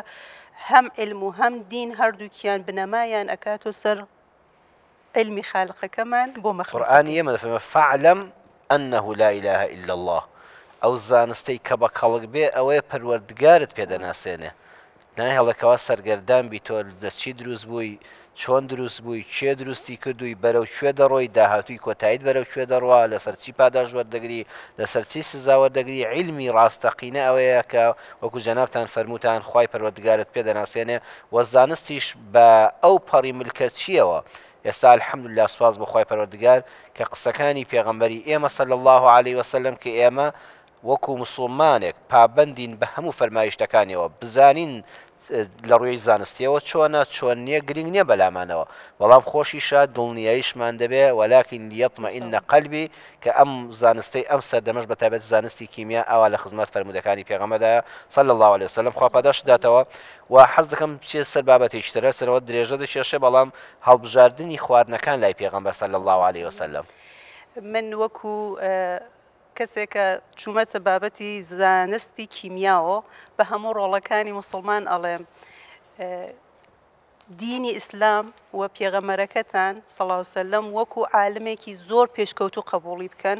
و من خۆم لەلایەنی کیمیایی و پێتان ئەڵێم دڵنیا بن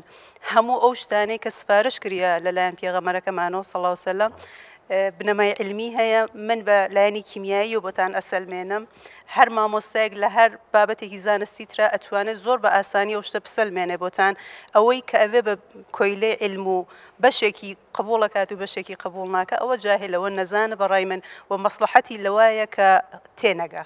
ئێمە زۆر باشە زانین کەسایەکەن کە مەسلحەتیان لە تێنەگەیشتنایە ئەو خواردنانی کە پێغەمبەر صلی الله علیه وسلم سفارشیە کرد ئێمە بەپێی ئەو شتانێکە لە ئابا و باو پێ پیرمانەوە پێمان گەیشتە هاتین لێکۆڵینەوەی کیمیاییمان لەسەرا کردە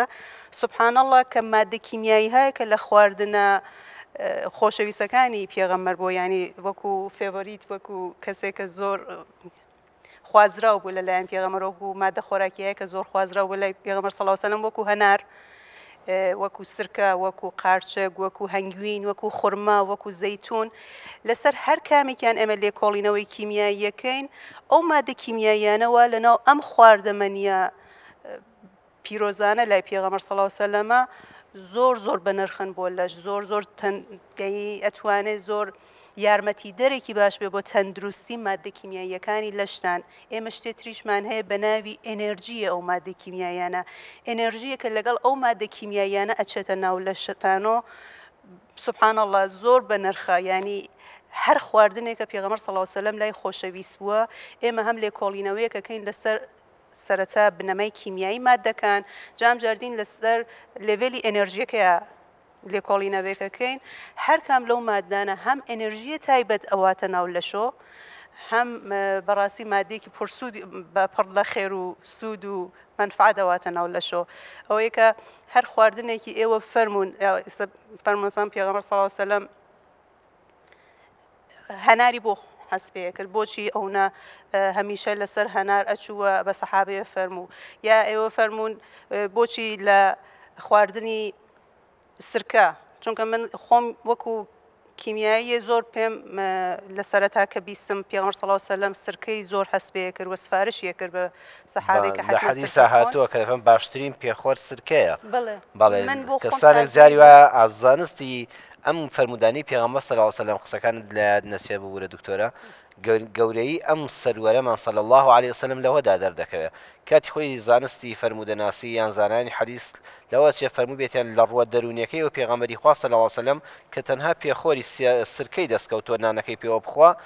بۆ ئەوەی کە لە ڕووی دەرونیەوە هەم خۆی بەهێزکاتەوە هەم ماڵ و منداڵی خەمبار نەبن کە هیچی ترمان نییە نەخێر ئەمە باشترین خۆراکە بۆی دڵی خۆمانی پێخۆشکەین بەڵام ئەمڕۆ زانستی کیمیا سەر جەنابەت بۆ ماشی دەکەیەوە نەخێر بێژگە لەلایەنە دەرونیەکەی و دڵخۆشکردنی خۆت و ناشکوری نەکردن بە خواردنەکان و هەز نەکردن بەوەی کەەوە خەڵاتەکانی خوا کەم لەبەر دەستای و سفرەکەمان زۆر ڕازاوە نییە لە ڕووی زانستیشەوە پێغەمبەری خوا صلی الله علیه وسلم ڕێک پێکاوێتی کە سرکە چەند بە نرخە فەرموو بەڵێ مەسەن سرکە ئێوە فەرمووتان ئێمە لێکۆڵینەوەی مادە کیمیاییەکانمان کرد هەموو ئەو مادە کیمیایانە کە دژە میکرۆب بن دژە باکتریا بەتای بەدایسە ئێمە یەکێ لە کێشەکان بەتایبەت لە کوردستانە بەداخەوە ئچ پایلۆریە باکتریایەکە ها لە ناو گەدا یەکێ لە دژە ئەم باکتریە زۆر بە قووەتە کە زۆر لە پزیشکەکانی دنیا مانەتۆ لەسەری کە چۆنی چارەسەرکەن سرکەیە دژی هەوکردنە دژی پیریە ینی یەکێ لەوە مادانەی وە ئەو خانانەوە ئەوە هۆکار و سەرچاوی پیربوون مەخسم بەو خانمەکان لە ناو سرکە هەیە ئەو ئێنەرژیە معنەویەشی کەوتم هەر مادەی کیمیایی لەگەڵ خۆیان لەڤێلێکی ئێنەرژی هەیە ڕێژەیەکی دیاریکراوە ئێنەرژی هەیە یا بۆ نمونە قارچک لە ناو عەرەبەکانە بە نەبات و ڕادەیناسن خۆشمان هەر یا قارچک یا کوارگی پێڵێ کوارگ باڵە زۆر مادێکی سادەیە ئەم وەختێ سەیرەکەی خۆراکێکی زۆر سادەیە ئەم خۆراکیە زۆر سادە کالۆریەکی یەکجار زۆری هەیە ینی کالۆریکاڵێم لە تێرەوی پی بەبەسمەوە کە ئەچینە ناوی بۆچی ئەمە سادەیە هیچێکی پێوە نییە نە ترشە نە تاڵە نە شیرین ئەمە بۆچی ئەونا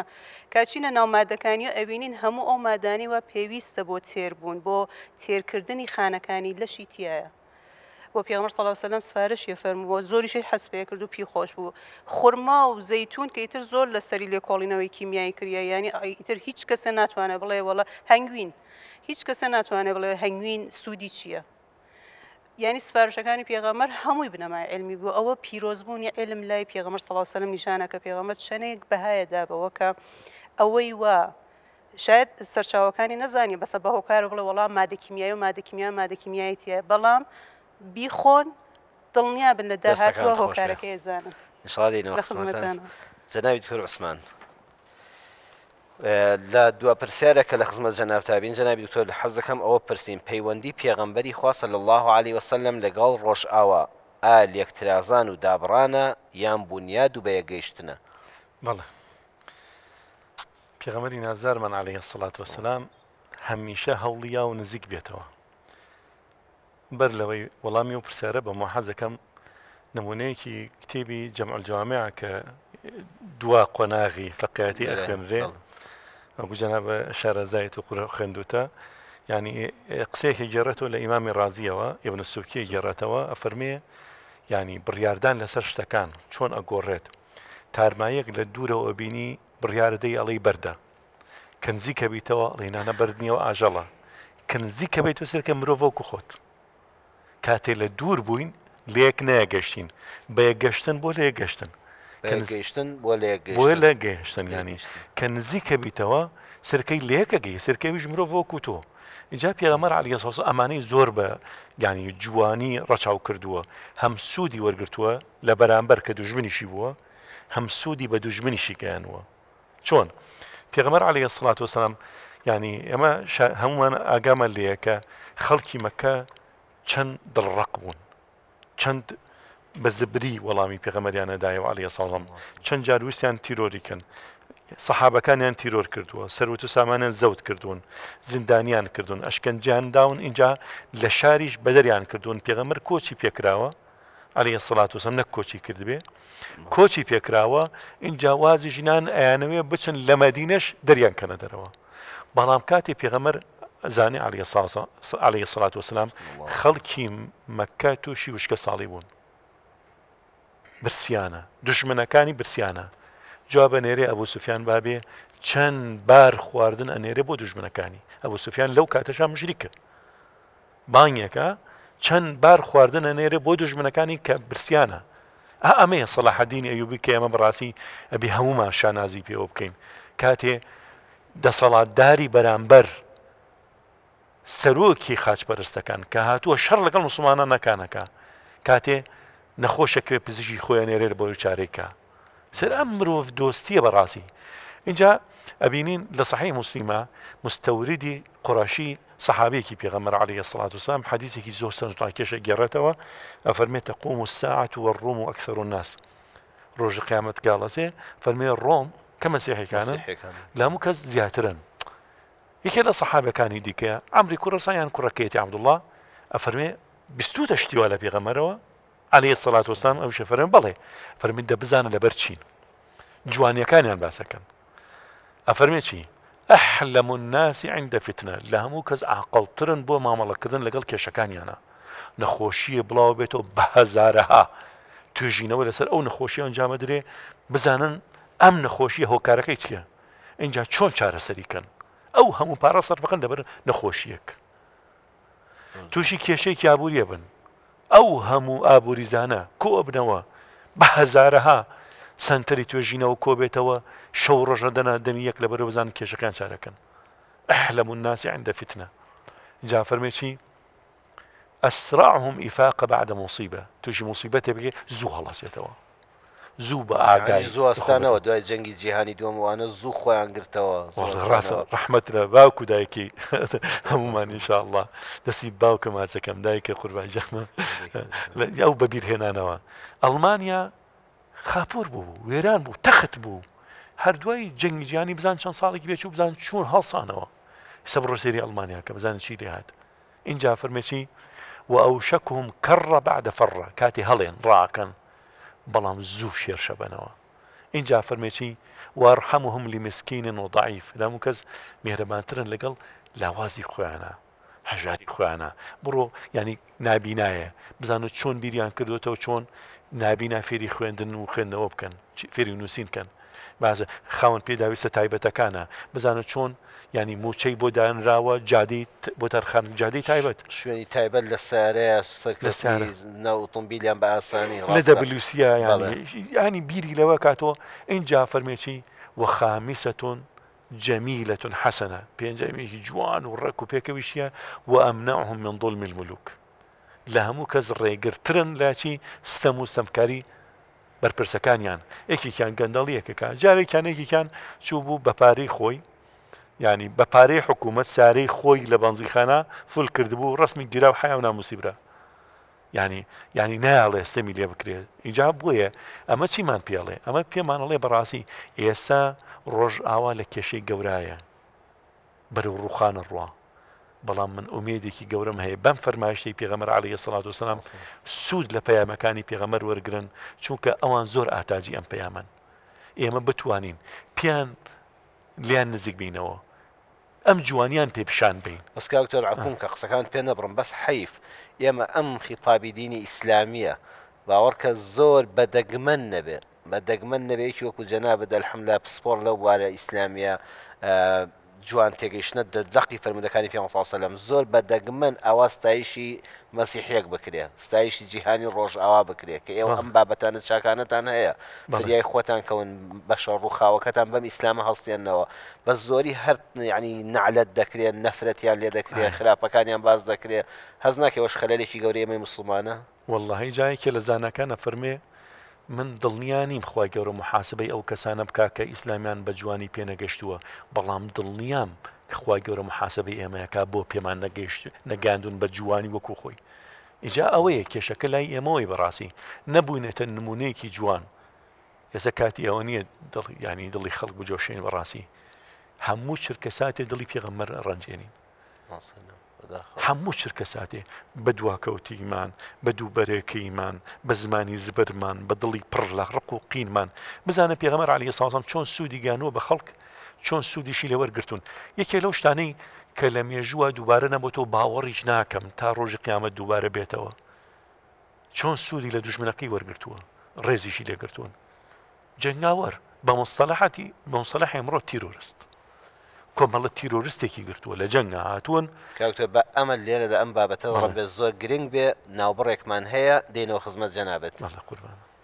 بینەرانی بەڕێز دوای ئەم ناوبڕە کورتە بەردەوامی لە خزمەت جەنابی پرۆفیسۆر دکتۆر عوسماندا و ئەو بابەتە گرنگێکی ئێستا ئاماژەی پێکرد لە ژیانی پڕسەروەری پێغەمبەردا صلی الله علیه وسلم تەواو دەکەین ئینشاءڵڵا دێنەوە خزمەتان چاوەڕوانمان بن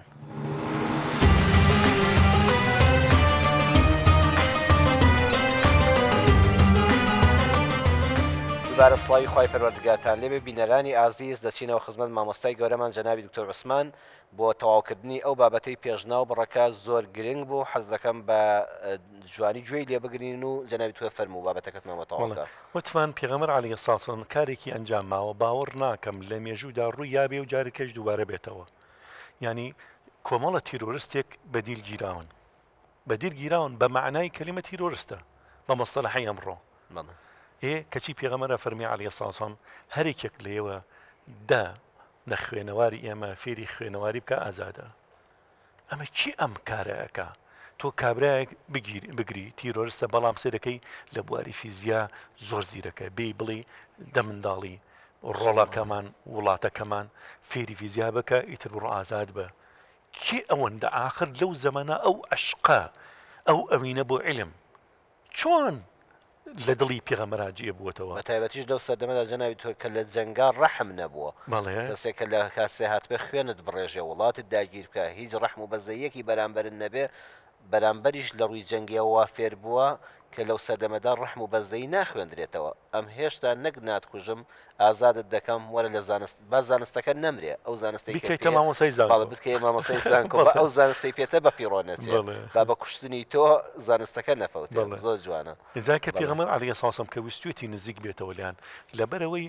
ینی قەناعەت بە ڕێگەی خۆشەویستیەوە دروستە بێ ڕێگەی ئەو بەرامبەر بزانێت تۆ حەزەکەی سوود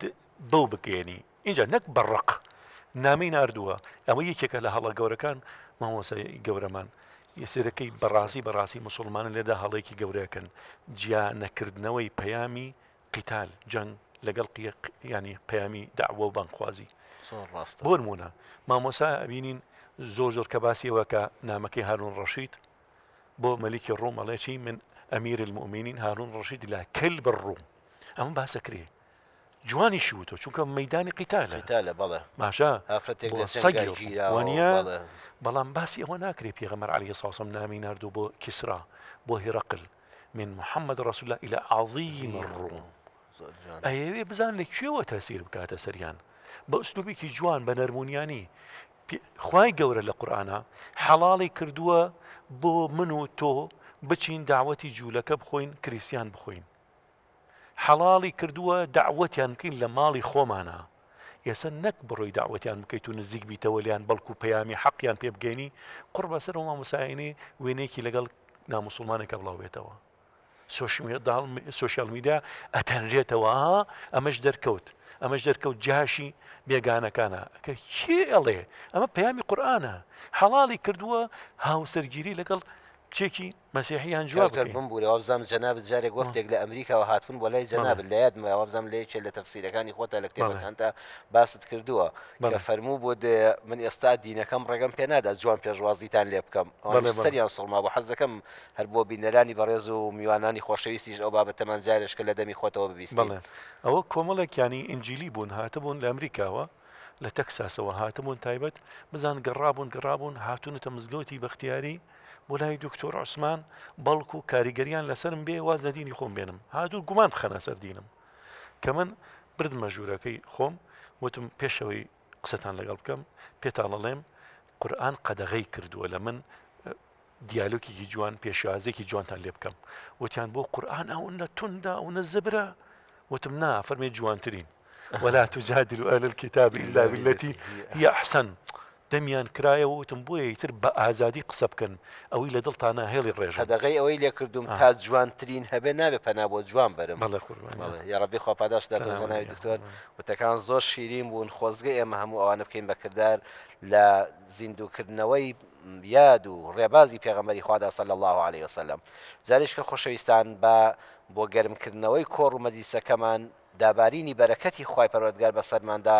سڵاوەت بنێرینەوە بۆ ڕۆحی سەردار و سەرمان اللهم صل على سيدنا محمد وعلى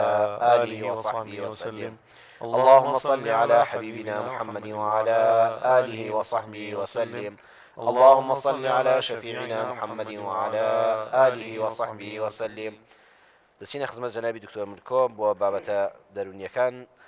دەتوانم جەنابی دکتۆر پرسیارە بکەین چۆن پێغەمبەری خوا صلی الله عليه وسلم گرنگی داوە بە تەندروستی دەرونی وەکو جەنابەت ئێستا پسپۆڕی لەو بوارەدا ئەمڕۆ بە ئەندازەی ئەوەی کە خەڵک جەستەی نەخۆشە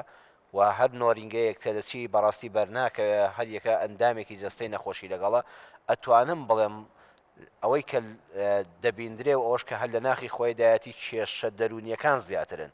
گرفتە تەندروستیە دەرونیەکان زیاترن ئایا پێغەمبەری خوا صلی الله عليه وسلم چەندە گرنگی داوە بەم بوارە تەندروستیە دەرونیە بسم الله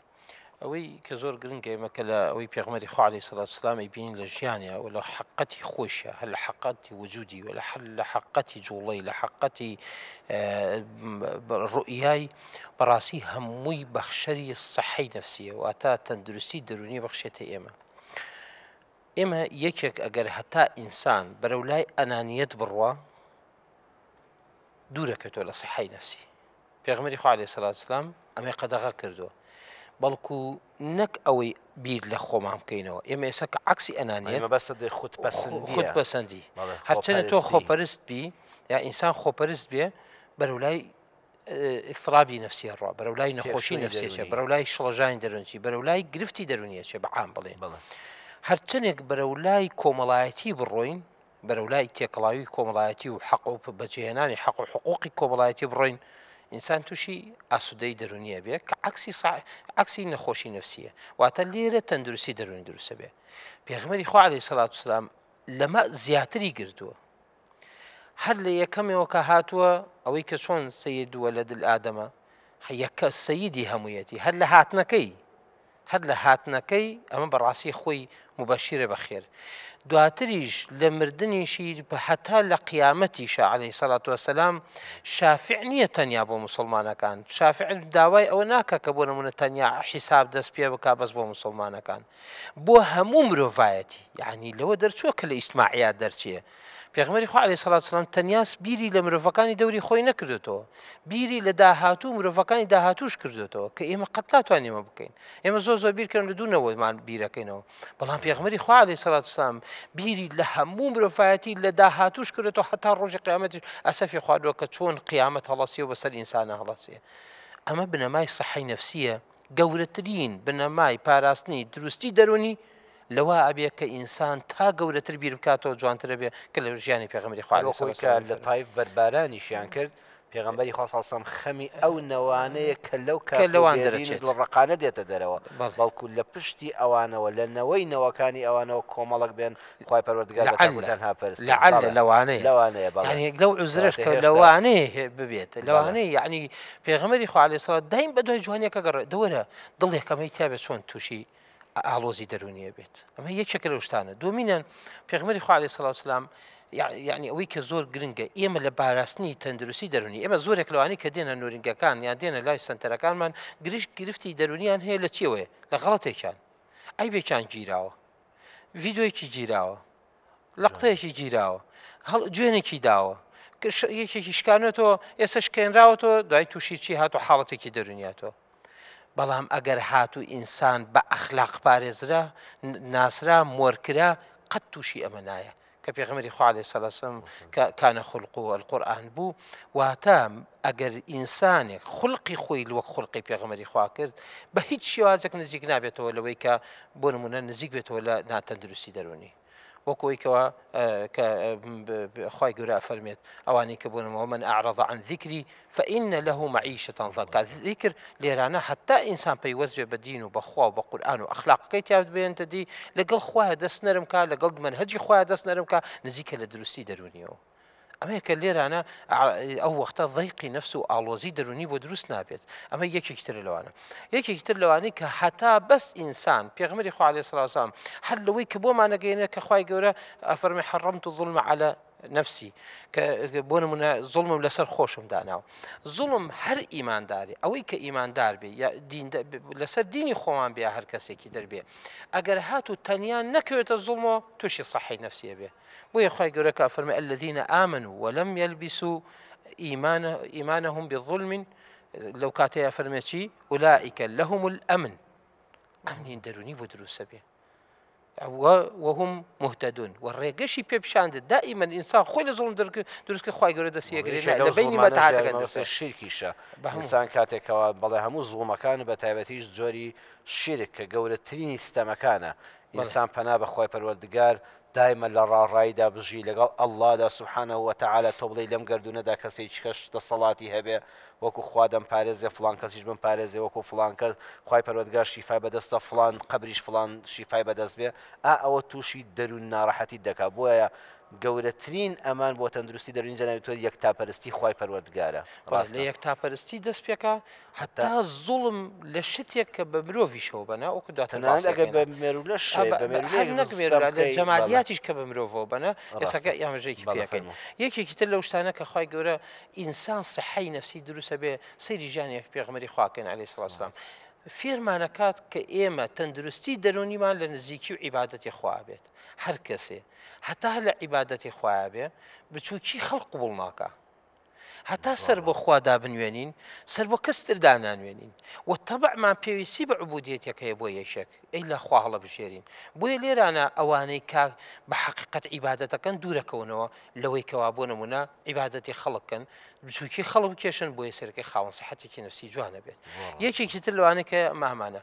دین فێرمانەکات پێغمبەری خوا عەلەیهی سەڵات وسەلام لە ژیانی خۆیان لە پێخۆرەکانیان لە خواردنەکانیان لە هەموو ژیانیان لە جلوبەرگیان لە پۆشینە فێرمانەکە کە ئیسراف نەکەین چونکە یەکێک لەو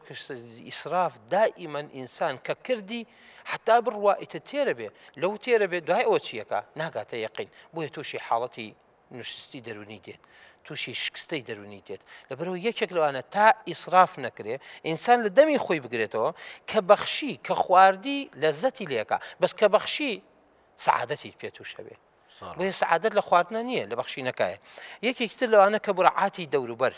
کە پێغمبەری خوا عەلەیهی سەڵات وسەلام یەکێک لەو شتانی کەوا زۆر گرنگە یعنی هەتا ئینسان بڕعاتی خەڵکا دڵخۆشە بێ کە پێغمبەری خوا عەلەیهی سەڵات وسەلام فەرمێوانی کە سەیرە خۆن پیازە خۆن نزیکی جەماعەتمان نەکەون تەنانەت بە بۆنێکی دەم خەڵەتە وەرە ئینسانێک وای لێ بێ ئەمەندە ناسک بێ بە بۆنی دەمیشی خەڵک عەزیەت نەدا ئەخە چۆن تووشی حاڵەتێک دێت کە تووشی نوشستی دەرونی و تووشی ئاڵۆزی دەرونی دێت برۆمە یەکێکتر لەو مەشادان کە ئەیبین خەلەقی کردو جەنابی دکتۆر کەسێک کە دەنگی ناخۆش بێ عەبدوڵای کوڕی زەید ڕەزا و ڕەحمەتی خوای لێ بێ خۆی بە هەموو پێوەرێک ئەو خاوەنی ئەوەی یەکەم بانگی ئیسلام بڵێ ئەو خەوەکەی بینیوە و بانگی پێوتراوە کەسی پێغەمبەر صلی الله علیه وسلم دەفەرمێ عەبدوڵا تۆ تەنها بە هێواشی بە بیلال بڵێ با بیلال بانگەکە بڵێ فإنه ئەندى لەکە صوتا دەنگی نەرمتر و خۆشترە لە تۆ با ژینگەی بیستنی مسلمانان تێک نەچێ بە دەنگێکی ناخۆش با مەعلوم لە ڕووی حەقیقەتەوە حەقی ئەوە ببوونیە ینی کەواتە پێغەمبەر صلی الله علیه وسلم بیری لەوە کردوتەوانێ ئەو بانگی ئیسلامەش نابێ بە دەنگی کەسێک بوترێ کە دەنگێکی ڕق و زبر و ناخۆشی هەبێ با ژینگەی بیستنمان تێک نەچێ بەڵێ تا جوان کرێت جوانتر بێ و ئارامی دەرونی یەکێکتر لەوانە کە بۆ نمونە پێغمبەری خوا عەلەیهی سەڵات وسەلام حەز ئەکا ئینسان دائیمەن ئەوانەی ئێتماد دەخەنە سەر خەڵک تەندروستی دەرونیان زەعیفە پێغمبەری خوا عەلەیهی سەڵات وسەلام ڕامانەهێنێ و کۆی ئەفەرمێ مەن یەکفل لی ئەلا یەسئەلە الناس هەر کەسێ کەفالەتی ئەوم بۆ بکات کە داوا لە خەڵک نەکا هیچ داوا نەکا لە هیچ شتێک داوا لە خەڵک نەکا شەیئەن وأتكفل له الجنة من أو كاتا كفالتي بهشتي وكم يعني أمل حد العقيدة ودعوة هيش نكي غير إخوة حتى أقاتا أويك اللي بسيطين شتا بيش بخود بس خلما بزحمة وخلق سلير أنا أم نعمتك أجزورك لخلقي سيرك شيء بتو مشاكل درونية كان اللي شيء الرودا روجي احتياجي فلان بو إصالة أيشين بو تكر سيرك يارمتي بو بيش بخود بس أو حبليك داركي لسر أنا زور باشتر لو كم دعوة بكيتو بدريتي أقربيتو كم يكيش بيه يكي كتلو شتاني كوازور عجيبة أخ خالوي كبيغمري خو عليه الصلاة والسلام براسي نك أوي كبور منا صحي دروستي دروني لو دروست نابي بس خدمتي مروفكين ڕۆشتین مرۆڤمان تەجاوز کرد هەموو ئەوانەی کە خزمەتی مرۆڤەکەن ئێمە خزمەتمان کرد تەندروستی دەرونیمانەدا وەکوی کە پێغمبەری خوا عەلەیهی سەڵات وسەلام فەرمێ ما من مسلم يغرس غرسا أو يزرع زرعا يعني هەر کەسێک کە بۆ نمونە زەراعەتێ بکات شتێک بکات شتێ بچێنێت دارێ بچێنێت کە ئێمە لەناو کووردا هەموو ماڵەکە بۆیان دارێکی بچانایە لە جاران هەموو سەرکانیەکە بۆیە دارێکی دوو دارێک تا بچێنرایە سەرکرد ئەمە خەڵک بیری لە چیە کردەوە ئەمانە ئەکرد کە بۆ نمونە اینجا پێغمبەری خوا سەر گۆڕستانەکانیشان دەکرد بە دارستان بە گوڵستان یەکێک لەو شتانە کە ئەمە پێغمبەری خوا عەلەیهی سەڵات وسەلام فەرمێ کە پیاوێک لێ بخوا یان کەسێک لێ بخوا یان تەیرێک لێ بخوا یا بەهیمەیەک لێ بخوا یا حەشەراتێک لێ بخوا هەمووی ئەبێتە خێر بووی سەرکە ئینسانێک ئەم دارە ئەچێنێ بیر لەوە ئەکاتەوە شتێک خێرێک بە کەسێک بە شتێک بگەینە کە مرۆڤیش نییە حتا لەوێ دڕندەیەکیش بێ هەر خێرێکی ئەگا بەڵام سەرەکەی لێرانە چیە بێت ئینسان ئەگەر ئەم پاکی لە خۆیان دروست کرد ئەو کاتەیە بەو شیازە گەورە بێ حتا بگاتە ئەو حەدەی ئازارێک بەردێک بە حرمەتەوە هەڵگرێ بە شەق هەڵێندا وەکو لە ئەسەرا هاتووە هەڵدەی بە بەردەکان بە شەق هەڵ نەدەیتە ئەولاوە هەڵدەی بە هەڵی گری و داینەی حتا مراعاتی جەماداتیش وەرە ئینسانی وای لێ بێت چۆن دروستی دەرونی نابێ بۆیە بەڕاستی ئێمە ئەگەر بمانە دروستی دەرونیمان هەبێ ئەگەر بمانەوێ کە پاکترین درون دروستیمان هەبێ بەڕاستی بێ ئاوێتی دین و ئاوێتی ئادابەکانی پێغمبەری خوا بن عەلەیهی سەڵات وسەلام و کاتەوە ماتیا بین ئینشاءالله وەڵا زۆر جوانەوەتە ئیسلامی ئێمە هەم فێری کردوین هەم خۆشی وەرگرین هەم دڵخۆشی کەواتە لەلایەنە مادیەکانەوە ئەمڕۆ مرۆڤایەتی خۆشی وەردەگرێ بەڵام کاتێک کە بیر لە بەرامبەر ناکاتەوە بیر لە بەخشینی بەشێک لەوەی کە هەیەی نادا بە بەرامبەر دڵخۆشی لەدەستداوە کاتە دەروون دروستیەکە بریتە لەوەی هەم خۆش بژین هەم دڵخۆش بین بە بینینی کەس هەم دڵخۆشکرد بەڵە کە دڵخۆشکەری خەڵکی بووی خۆشت دڵخۆش دەبی خی گەورە پاداشتانداتەوە کۆتایی بەرنمەکەمان لەم چەند خولەکەی کەماوە دەدەینە دکتۆرەی بەڕێز دکتۆرە سۆما ئومێدەوارم کە ئینشاءڵڵا چەند شتێکی ترمان لە بابەتی زانستی کیمیاییەوە عرض بکە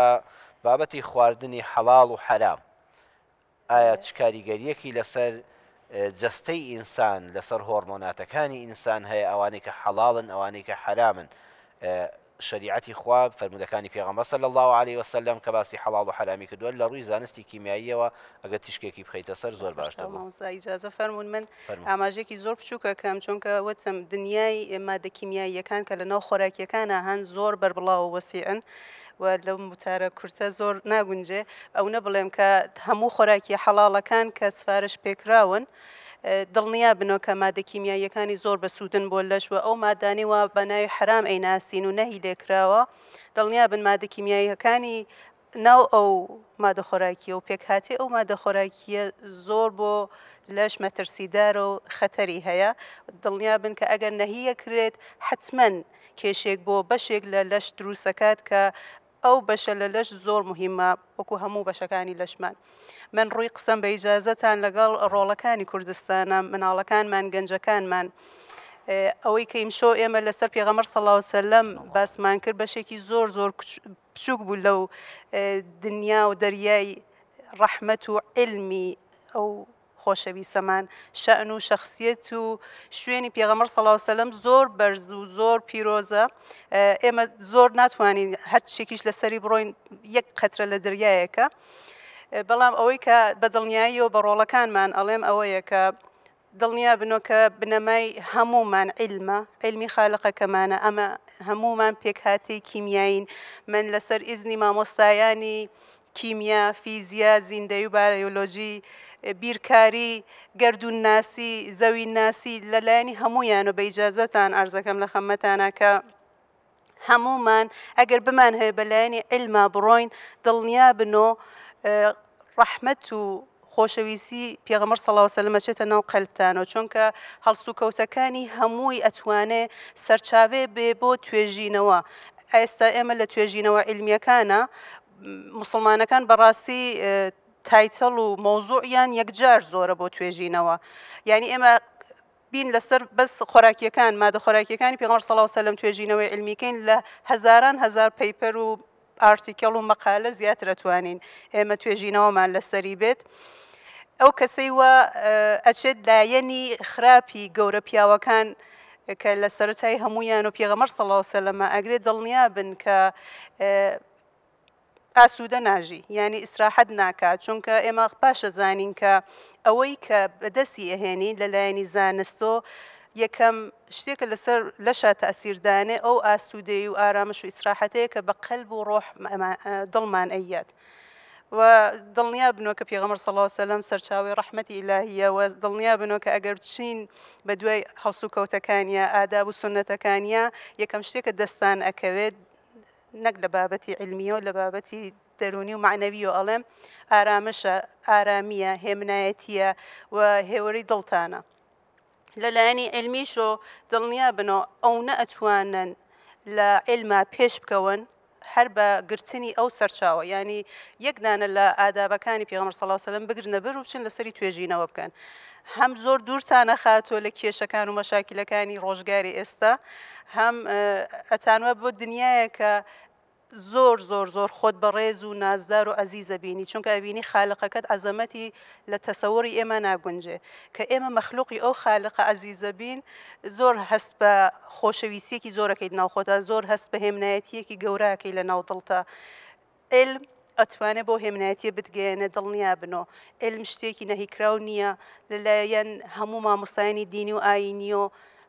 زۆر زۆر پیرۆزە زۆر زۆر ئەمر پێکراوە سفارش پێکراوە و پێغەمبەر صلی الله علیه وسلم وەکو عالمێکی ئیلاهی یەکەم ئەتوانێت سەرچاوە بێت بۆ ئێمە یەکەم وەکو چۆن بڵین وەلیەکی علمی بێت بۆ ئێمە کە ڕێنماییمانەکات بەرەو ئەو شتانی کە تا ئێستا کەشف نەبووە زیاتر گرنگی بین بە علمی دینیمانیانی ئەو ئامۆژگاریانە کە مامۆستایانی ئاینیمان پێمان ئەڵێن و بە پێی ئاداب و سنەتێکە لەلایەن پێغەمبەر صلی الله علیه و سلم و گوێشکە بە گوێشکە گەیشتە پیان و بە ئێمە گەیشتە بیگرینە بەر دڵنیا بن و یەکەم سوودێکە لیوەرەگرن ئەو ئارامش و هێمنایەتی و ئاسوودەییە. دەستەکان خۆش بێ دکتۆرێ بەڕێز بینەرانی بەڕێز سوپاس بۆ خوای پەروەردگار کە ئەم چەند ساتە وەختە لە خزمەت سەردانی مرۆڤایەتی خاتەمی پێغەمبەران حەزرەتی محەممەد دابووین صلی الله عليه وسلم. داواکارم لە خوای پەروەردگار پاداشتی بەخێری جەنابی مامۆستا کاروان، جەنابی پرۆفیسۆر دکتۆر عوسمان، جەنابی دکتۆر ملکۆ، جەنابی دکتۆرە سۆما بداتەوە، ئێوەی بەڕێزیش کە لە ماڵەکانتانەوە لە خزمەت پەیامی پێغەمبەر دابوون صلی الله عليه وسلم. چەند شتێکی باش و بە سوودتان بیست، چەند شتێکتان بەبیر هاتەوە، هەمومان سوودمەند بووین. هەر ساتێک لە ژیان کە ئینسان لە خزمەت ناوی خۆشەویستدا تاجی سەراندا بیلبیلەی چاوان نوری دڵەکان محەممەدی مستەفادا بێ صلی الله عليه وسلم تەنها ئەو کاتە تەنها ئەوە بە نرخە هەر ئەوەمان بۆ دەمێنێتەوە. هەوڵ بدەن ئین شاء الله تعالى لە مانگی مەولودی پێغەمبەردا صلی الله عليه وسلم وەکو خۆڕاهێنان بۆ تەواوی ساڵەکە بۆ هەموو ساتەکانی ژیانمان دەمتان بە سڵاوات بێ. باسێ سڵاوت لێ بدەین و کۆتایی بە بەرنامەکەمان دێنین دەڵێن اللهم صل على سيدنا محمد وعلى آله وصحبه وسلم. اللهم صل على حبيبنا محمد وعلى آله وصحبه وسلم. اللهم صل على شفيعنا محمد وعلى آله وصحبه وسلم. پێشخوا حافیزی خۆشەویستان و بەڕێزان بە تێگڕای مامۆستایانی بەڕێز کە پرسوڕاوێژمان پێکردن کە ئێمە هەر قسەمان کرد لەسەر ژیانی پێغەمبەر صلی الله عليه وسلم بۆ ئەوەی بەکرداریش لە مەولودی پێغەمبەر صلی الله عليه وسلم بەرهەمێک پێشکەشکەین کەناڵی دیمەن بڕیاریدا بە چاندنی 100 نەمام دار لەم کوردستانەدا چونکە پێغەمبەری خوا صلی الله عليه وسلم لە هەموو کەس زیاتر خەمخۆری ژینگە بوو وەکو جەنابی دکتۆر باسی کرد فەرموویەتی بەردەوام درەخت بنێژن سەوزایی زۆر بکەن بۆ ئەوەی کەوا بەرهەمی قیامەتتان بێ. کەناڵی دیمەن بڕیاریدا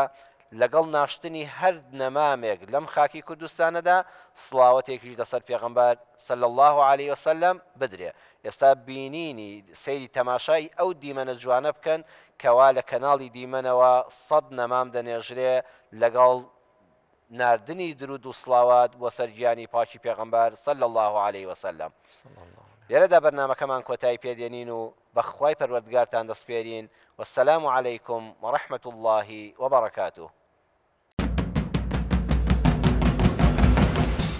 اللهم صل على سيدنا محمد وعلى أهل سيدنا محمد. اللهم صل على سيدنا محمد وعلى آل سيدنا محمد.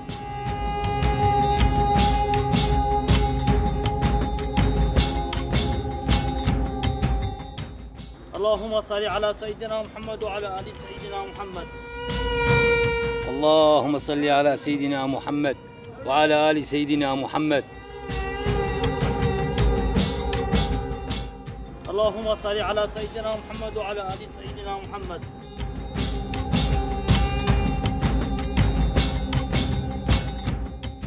اللهم صل على سيدنا محمد وعلى آل سيدنا محمد. اللهم صل على سيدنا محمد وعلى آل سيدنا محمد.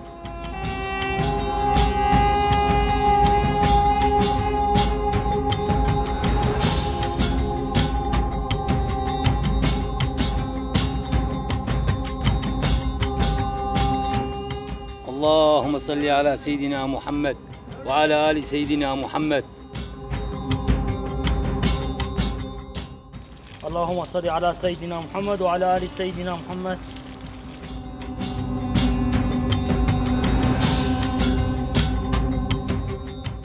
اللهم صل على سيدنا محمد وعلى آل سيدنا محمد.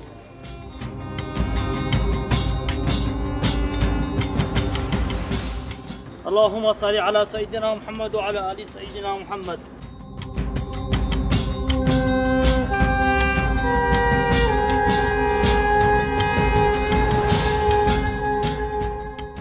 اللهم صل على سيدنا محمد وعلى آل سيدنا محمد.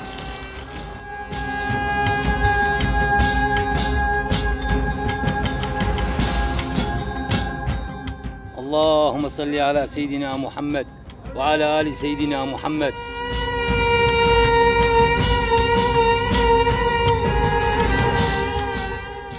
اللهم صل على سيدنا محمد وعلى آل سيدنا محمد.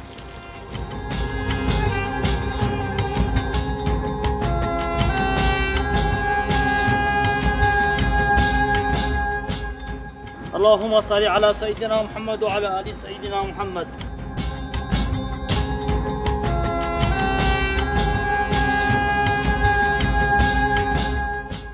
اللهم صل على سيدنا محمد وعلى آل سيدنا محمد.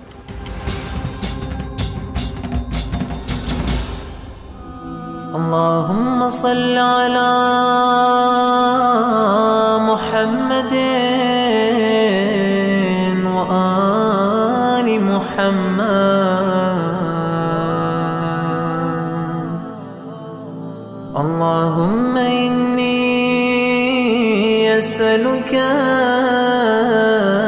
الأمان